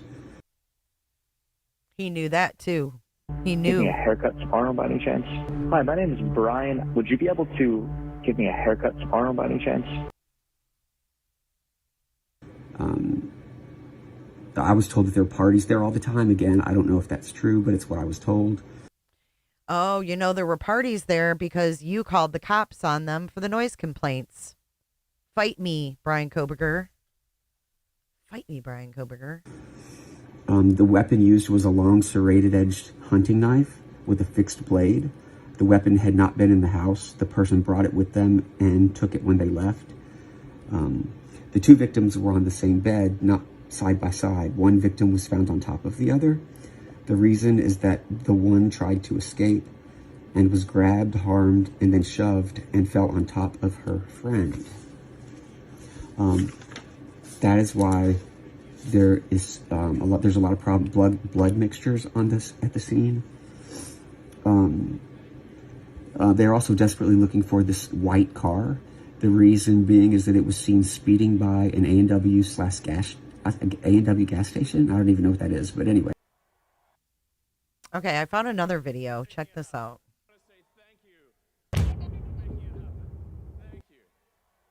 Hold on. The audio. Here we go. So bear with me. Recap, then the audio. Thank you for being here. Sorry. Cloud account. Okay, first bombshell. You may have heard this. Heard it with my ears. And, yeah. Are you ready for this? Hands. ABC confirmed the SoundCloud account is Bryan Kohberger. Okay. Bryan Kohberger. Are you ready for the Kohberger rap? Give me a 1 in chat if you're ready to hear the Kohberger rap. Ready? Let's do it. You ready, Paper Chaser? You might want to send him a contract to sign on to your record label. Okay, hold on. Thank you, Globalism. Tammy Clips, Lucid Curious, Kiwi, Christine Micro. Welcome to the Clicker Crew. Thanks for joining. J is for Justice members. Enjoy your membership. This is confirmed to be Bryan Kohberger. Where in September of 2011, he posted a single track, an angsty rap song called Rise Up. Rise Up. Always the same thing that disrupts my life. Wonder when I'll change. I guess when the time is right. Procrastinating, mind arranged to change would be a fight. So I'm pacifist, like I'm afraid to get a bloody fist. Look at this, my mind is pissed, and I keep running. Why is this? Eventually, Bryan seemed to find a solution that helped deal with his visual snow. Okay, wait. We have to play that again. Kohberger. Same thing that disrupts my life. Wonder when I'll change. I guess when the time is right. Procrastinating, mind arranged. Let's do triple J's. We've never, ever had triple J's. We got to do triple J's today. Triple J. We've got a triple J day for Fry J. Imagine that. To change would be a fight, so I'm pacifist, like I'm afraid to get a bloody fist. Look at this, my mind is pissed. And I keep running. Eventually, Bryan seemed to find a solution that helped deal with his visual snow. A very specific diet. Be sure to check out my JJJ all day. Okay, let's go to the next part. I like horror movies and all that kind of stuff, and I'll watch those kind of things. But like when someone like in person says some stuff like that, it's kind of like jarring. It's like, what? Why are you saying something like that? Stop the cab. No. Always the same thing that disrupts my life. Wonder when I'll change. I guess when the time is right. Procrastinating, mind arranged to change would be a fight. So I'm pacifist, like I'm afraid to get a bloody fist. Look at this, my mind is pissed, and I keep running. Why is this? When I hit it, always leave them stunning. Always gentle giant, no defiance, all building alliance, and still think that I am peasant. I stuck in the future, but I'm never looking at the fucking present. Keep it up, act like you're all that. Here's a cookie too and a present. Led from a desert eagle, eagles going louder than my motherfucking beagle. And your life, you get no sequel. Leave you loved ones crying like some seagulls. You are not my equal, you are evil, but I'm feeble. And now I'm going regal. Don't fuck with us. You learn a lesson. Next song music. Yes, yes, no, yes, no. screamed loudly, apparently. The man then harmed her, and the reason the wounds were of such force, he was delivering it quickly and forcibly to quiet her, which I apologize for how, I know it's disturbing, but anyway, how do we know that she screamed? Because 3 individuals reported hearing a scream between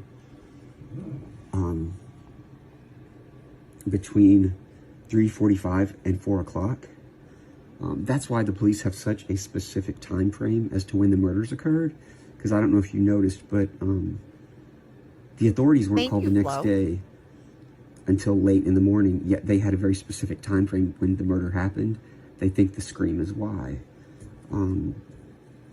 And after reviewing video files from the neighborhood, they reviewed security cameras in the area, and they have an audio file I haven't heard it, but I was told that you can clearly hear a loud scream from a female.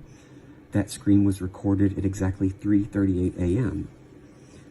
Neighbors say they didn't call the police because they said there's often loud noise coming from the house. I was told that there were parties there all the time. Again, I don't know if that's true, but it's what I was told. The weapon used was a long serrated-edged hunting knife with a fixed blade. The weapon had not been in the house. The person brought it with them and took it when they left. The 2 victims were on the same bed, not side by side. One victim was found on top of the other. The reason is that the one tried to escape and was grabbed, harmed, and then shoved and fell on top of her friend. In the name of Jesus, Father God, Lord. That is why there is there's a lot of blood mixtures on at the scene. They're also desperately looking for this white car.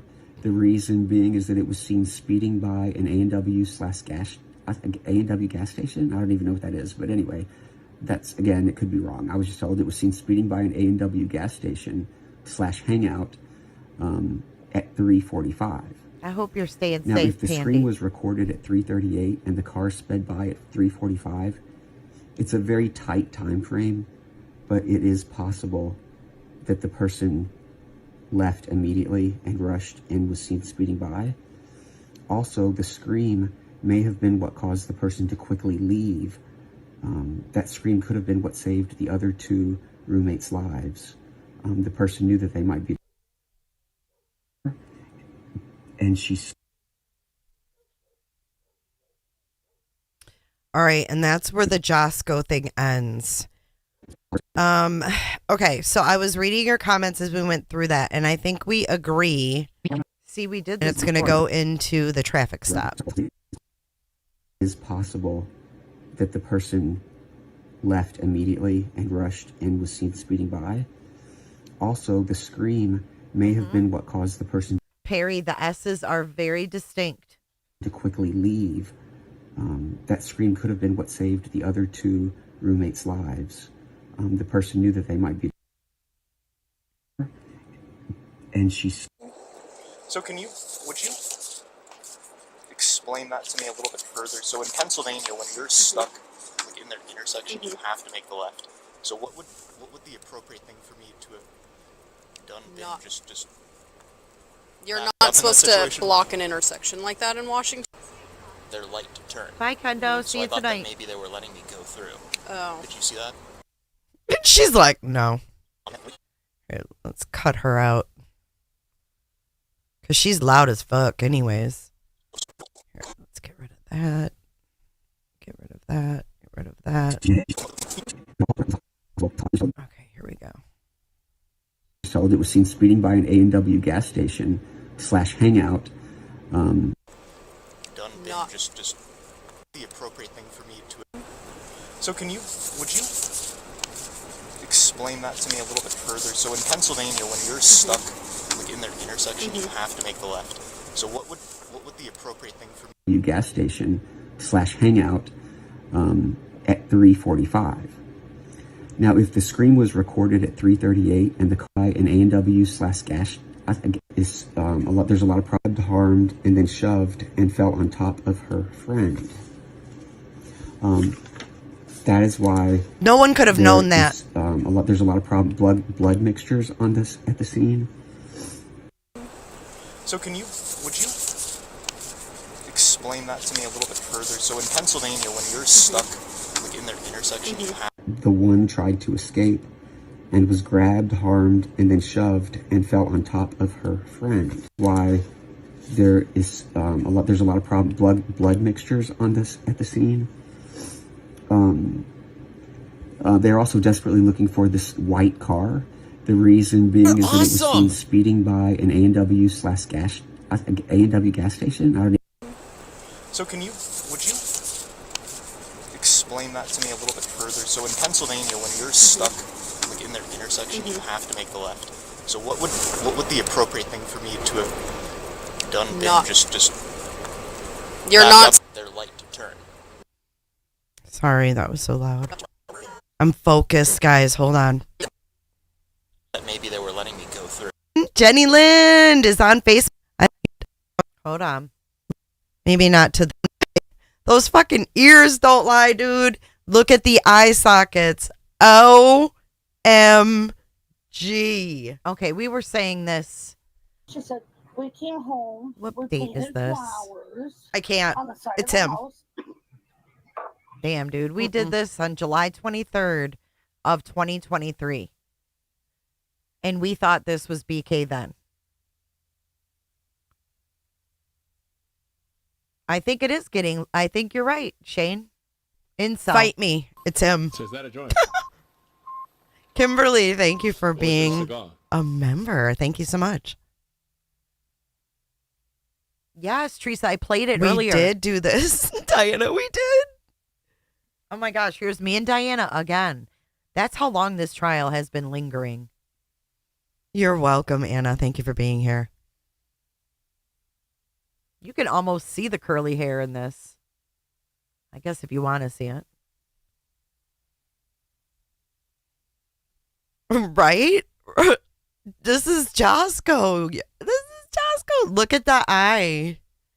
Let's get our drawing tool. This is so fun when we figure stuff out. All right. Shit that's actually real. God, that does look like him. So let's point out the Blowburger features, shall we? Hang on. Can we get some hands up in chat? Can I get some hands up in chat? If you think this is Kohberger, put your hands up in chat. I told you guys a long time ago, he's a trickster. He did a lot of fucked up things, I'm telling you. 15 months, Carrie. I'm all up in my feels. Thank you, CR, for giving Patrick a membership. Welcome, Patrick. It can be a cigar. All right, let's get our drawing tool for features that I see. Ears don't lie. We'll look at his ears in a second. I see the intense eyeball stare. Call me ridiculous. I don't care. I know what I see. And this is just one screen grab. And I see the curly ass. Hey, so let's clear that out. And let's... There. Wait, look right there. I'm going to turn in his head. It's too... And no ring on his finger is going to throw me off. Investigators off than them. Wait, hold up. Wait a minute. Look it.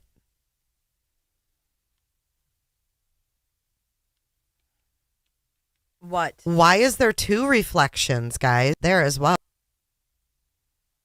Let's play Josco one more time. Listen carefully when you're watching this. Made the turn, there was someone who made a right. They didn't have their signal on, so I wasn't sure if they were just waiting. Mm-hmm. Oh, we do have handwriting. Look, we did this. But all we had was his signature, right? But why are they comparing second? That's a 2 to a Y. Unless I'm missing something. The only thing I can find too is his signature. The N. Oh, they're looking at the N. Okay, I see. Sorry, it takes me a minute sometimes. Okay. Oh, thanks for letting us know. 4AKO. Never seen you in my life, but thanks for clearing that up for us, Mr. Know-It-All. Who even are you, 4A?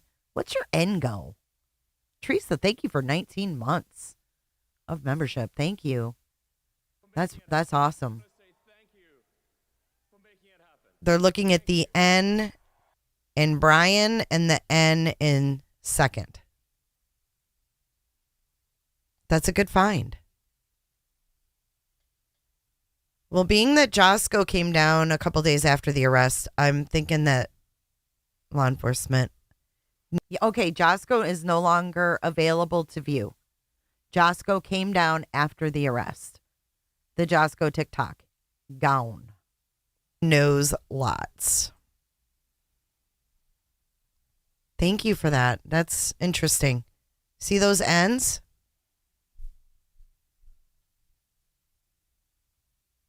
I'm not a handwriting expert, but it does look similar. It does look similar. Bryan's rap song. Loving Bryan, what is that an emoji of? His D's are all Culture that they ask to see how smart you are. And whatever. Here, Teresa. Like, right what here. the fuck is this? And everybody's like, what the fuck is this? Here's the overlay. He answered his own survey, or the perpetrator did, and read it out. Dallas says, sounds like you have your mind made up. I think it's very possible. I think it's more possible that Kohberger did things because he just couldn't help himself. Yeah, you guys like that? It's pretty crazy when you look at the eye sockets. And we're just discussing. I'm not saying it's one way or the other, but Bye, Sarah. I think See you at that 9. he is a trickster, and I'm going to stick by that thought because that is what That's I what think. gets me too, Shane. I think he did a lot of things to throw investigators off. I think he thinks he's smarter than cops. I think that he thinks it's bullshit that he could never make it being a cop. And I found something new today. You did, Anna? And I'm going to share it right now, and we're going to be talking about it in the next day or two. But I know this is helpful to us in considering your application. Oh, I remember this. Let's watch this part. And it seems to me that a lot of people didn't either because there's a lot of information to be taken from this. And we're going to be discussing this, like I said, in the Kohberger job application. We're going to go over this in more detail. But it says, state any additional information you may feel is helpful to us in considering your application. And yes, great job, Teresa. Thank you. Teresa! He says, this is Kohberger. Hey, Salty Dog. Thank you for 16 months of Subpoena Superfan membership. I appreciate you. I do HVAC with my father, Michael Kohberger. It is a side job here. Wait, hold on a second. You can email it to me, Anna. I do HVAC with my father, Michael Kohberger. It is a side job here and there that has allowed me to have periods of unemployment. I am going to need more income now due to the fact I have a lot of responsibilities and utilities. And then down below, it says list any professional, trade, business, or civic activities. You may also exclude memberships. I am capable of what is considered, quote, pipe work. I can solder, attach pipes, and do some basic HVAC. I learned this from my father. I was the District 11 Skills USA Regional Champion in 2011 for extemporaneous speaking. Extemporaneous speaking. Oh, really? He was the regional. What's extemporaneous speaking? Let's look that up. What does that even mean?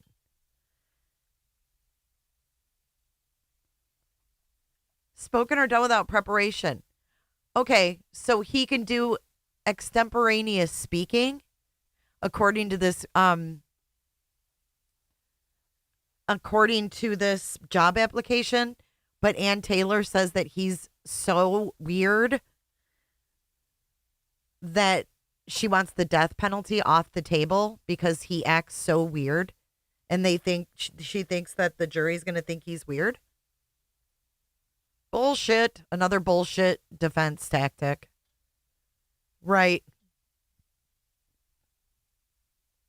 What idiots.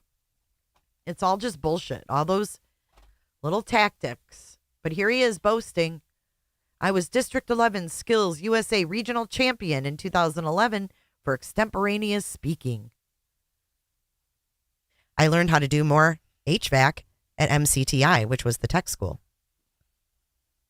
And I learned how to patrol and do basic security procedures from my year in law enforcement. Awesome. I was a boxer. And he got booted from the program. That's why it was only for a year. Still a runner. I believe dedication and perseverance are the most important skills learned from my activities. I lost 130 pounds at age 15 into age 16 whilst attending school at PVHS and MCTI. I believe this is proof that I have the required dedication to be successful. This is a job for a security position at the school where his mother and father worked. And we're going to talk more about Kohberger's past jobs. Yes, we are. Yes, we are. Interesting stuff. Hello, Jammers. Good evening. Let me show you guys this wonderful overlay that Teresa sent me one more time. This is a screenshot of Josco 1972 from TikTok, posted Potato Let Us Know on December the 14th. Oh, shit. It was posted December 14th, the Josco video. The day before Bryan Kohberger was killed in that SWAT raid, and him and his dad were on the road. Could he have been? Is that the Comfort Inn office lounge? Guys. What? Remember there was... Oh, Lordy. Remember there is a room key to the Comfort Inn from when him and his dad traveled. This shit was posted on the 14th of December. Could it have been posted from the Comfort Inn?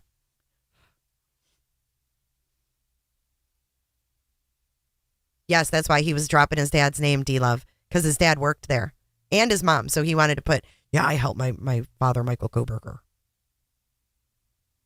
Would that not explain the fucking painting? What? December 14th, Josco 1972 posted those details. And they were on the road, and there was a Comfort Inn key. And it looks like he's in maybe the office space at the hotel. And that's why he's talking quietly and you see the fucking trash can behind him. Oh my God, let's watch it again, guys. I think he was at the Comfort Inn. Oh my God. Let's watch that part again.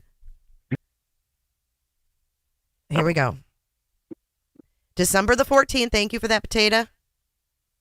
Let's watch. Screamed loudly, apparently. The man then harmed her, and the reason the wounds were of such force, he was delivering it quickly and forcibly to quiet her, which I apologize for how, I know it's disturbing, but anyway, how do we know that she screamed? Because 3 individuals reported hearing a scream between 3:45 and 4 o'clock. That's why the police have such... We need someone to go to the Comfort Inn he stayed at. Because I don't know if you noticed, but the authorities weren't called the next day until late in the morning, yet they had a very specific time frame when the murder happened. They think the scream is... See, is that like a garbage can behind him with like the black bag like over it? What is that behind him, guys? I can't make that out, but what if this was done while he was on the road and Michael was sleeping and he went down to the office space at the hotel where it's all quiet? Could that be? Let's keep watching. Why? And Loma, Colorado. Is there? Oh, okay. This So this when is the route we went in search of the Comfort Inn. Watch. he took. He went south down to Loma near I-70 and then cut east on a route that took them past Indianapolis. Thank you, Here's a Anna. map. Check it.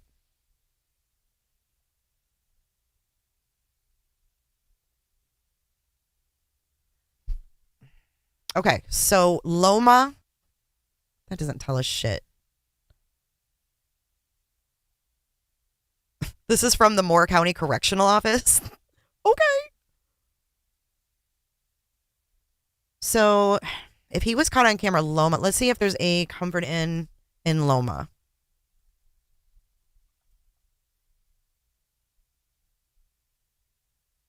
Oh my God, there is. Okay. Comfort Inn, Grand Junction, I-70.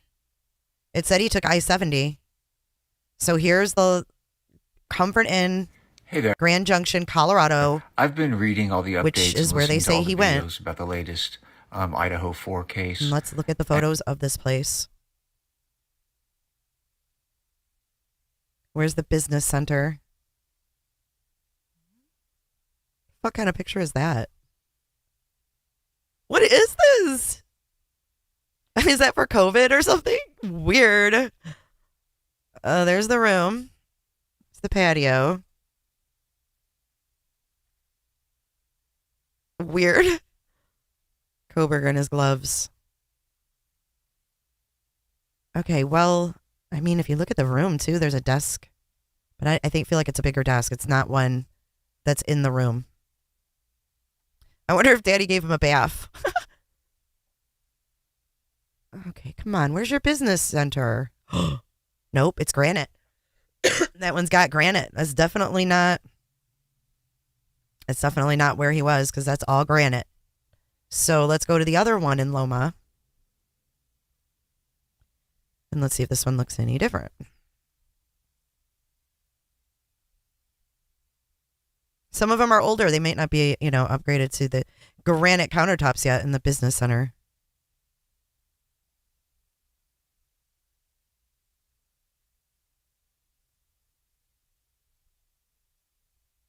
I don't know, man. They had a Comfort Inn key. Oh, that's granite as well. They're granite guys. But is it possible it could have been in the room? Maybe. I don't know. Not sure. I don't even know if that's where they stayed at the Comfort Inn. I mean, there's so many Comfort Inns in this on that whole route. Let's open up the map. That's what I got, Zoom Tammy. out and see. Same one. If It's they not took granite. this way and then they went through Indianapolis. Because he's got wood. Josco has wood, see? Screen was recorded at 3:30. See, it's like that ugly yellow wood. Aw, Northern Beans, thank you so much. Member for 21 months. Thank you, Jay. In my opinion, this is the best place to be. Well, I'm glad you're here. Thank you for saying that. 38 and the car sped by at 3:45. It's a very tight time frame, but it is possible that the When I went and looked at the WSU criminology office, it looked more like that. So I don't know, maybe it was recorded before. You know what I mean?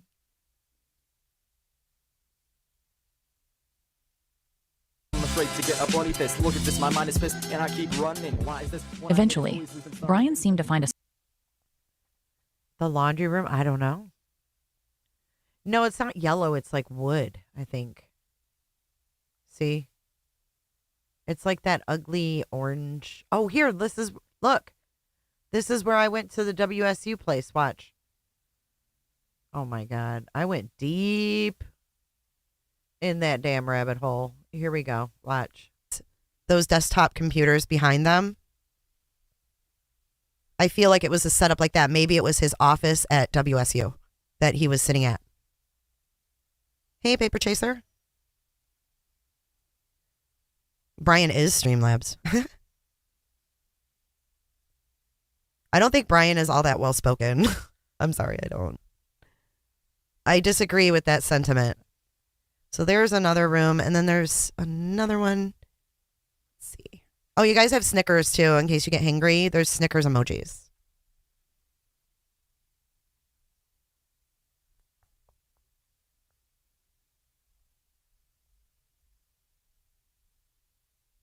But I think it looks like it could be part of that lab or the office space there. Oh, that's the same pic.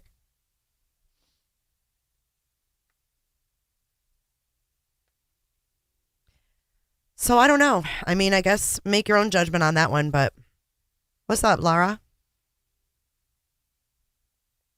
Me either. Oh, Jamie, can you send that to the team email and I'll grab it?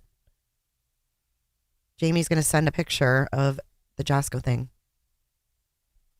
That there for those table. All creepily. Hold on. All right. Sorry for all the noise. That's what editing does. But here's your. I got it.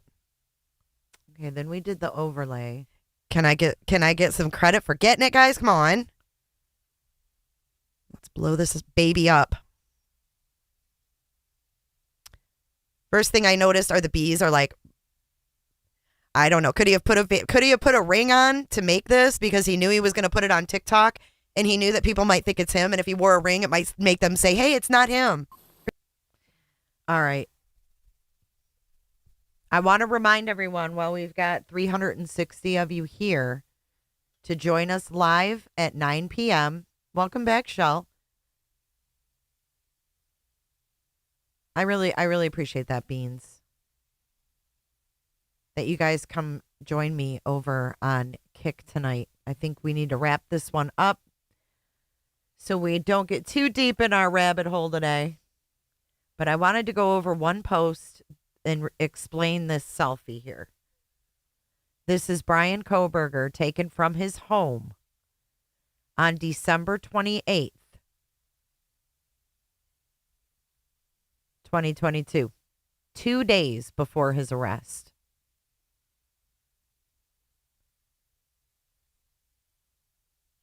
We're not done yet. I've got one more thing to show you. Oh, that wasn't it. There's a post that goes with this. Hey, Marco Polo. Okay, so this says, in late September, records from Bryan's phone included an internet search for, quote, sociopathic traits in college student and, quote, can psychopaths behave pro-socially? Sources close to the investigation told Dateline they believe Maddie may have been the killer's intended target. Search history on Bryan's phone would show more videos of Ted Bundy, the song Criminal by Britney Spears, and additional selfies, including Kohberger wearing a black hoodie, like how Ted Bundy was dressed in a program viewed on YouTube. He dressed up like Ted Bundy after he watched a video of him on YouTube. Okay, we're going to listen to Criminal by Britney Spears and hope that YouTube doesn't boot us. Because I have no idea what the hell that song is.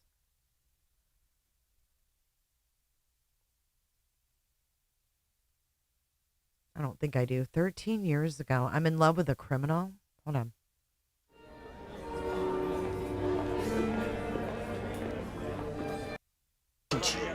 The street corner tonight, I see.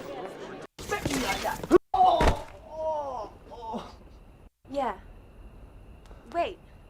Yes. He did. He ruined this song for me. That's creepy.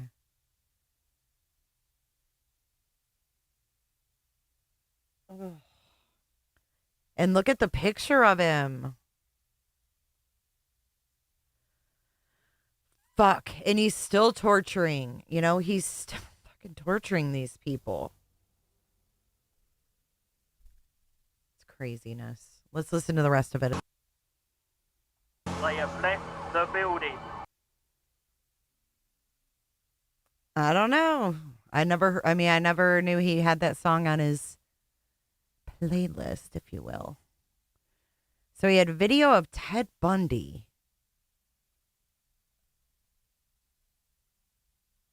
Like, oh my God, I thought all they needed was that song. Like, what? You kidding me? Here's the other selfie he took right after the murders. I'm really excited to watch Dateline. So I hope you guys will join me over there tonight at 9 p.m. Come over there, ice cold. I'd love to have you. I'd love to have everybody. Let's do it. I'll be there live about 8:30 Eastern. Okay? You can download the app. You can do it on the web, whatever the fuck you want. Anything goes. If you miss it tomorrow, you can replay it. It'll still be up there. Oh, let's check out that picture. Is there some bruises there? Lee Michelle?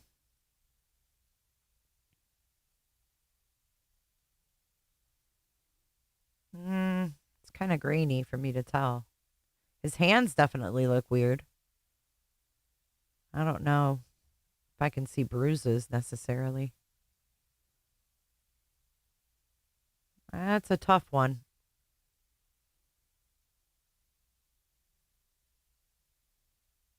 I don't know how. Oof.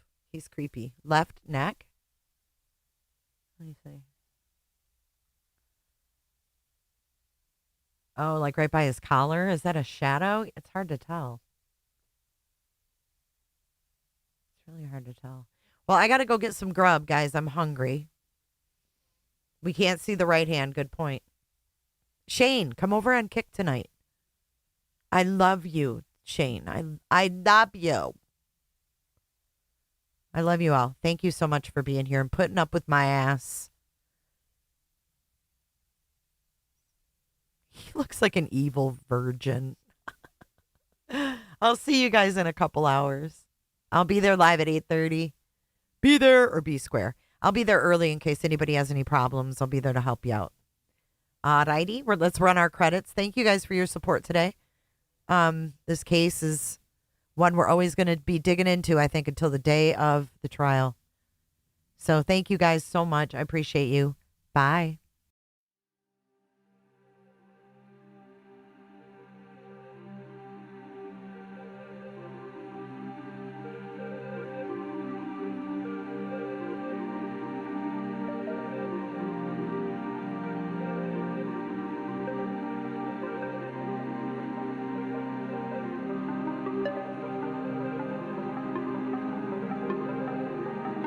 Thank you so much for watching. If you enjoyed this live stream or video, make sure to give it a thumbs up and hit that subscribe button so you don't miss out on my latest content. Want to take it a step further? Bring it all in. And join our community clickers by becoming a Patreon or a YouTube member. You'll get exclusive access to our Discord server, special channel perks, and much more. Until then, I'll see you in the next one. Click. It's real easy, man.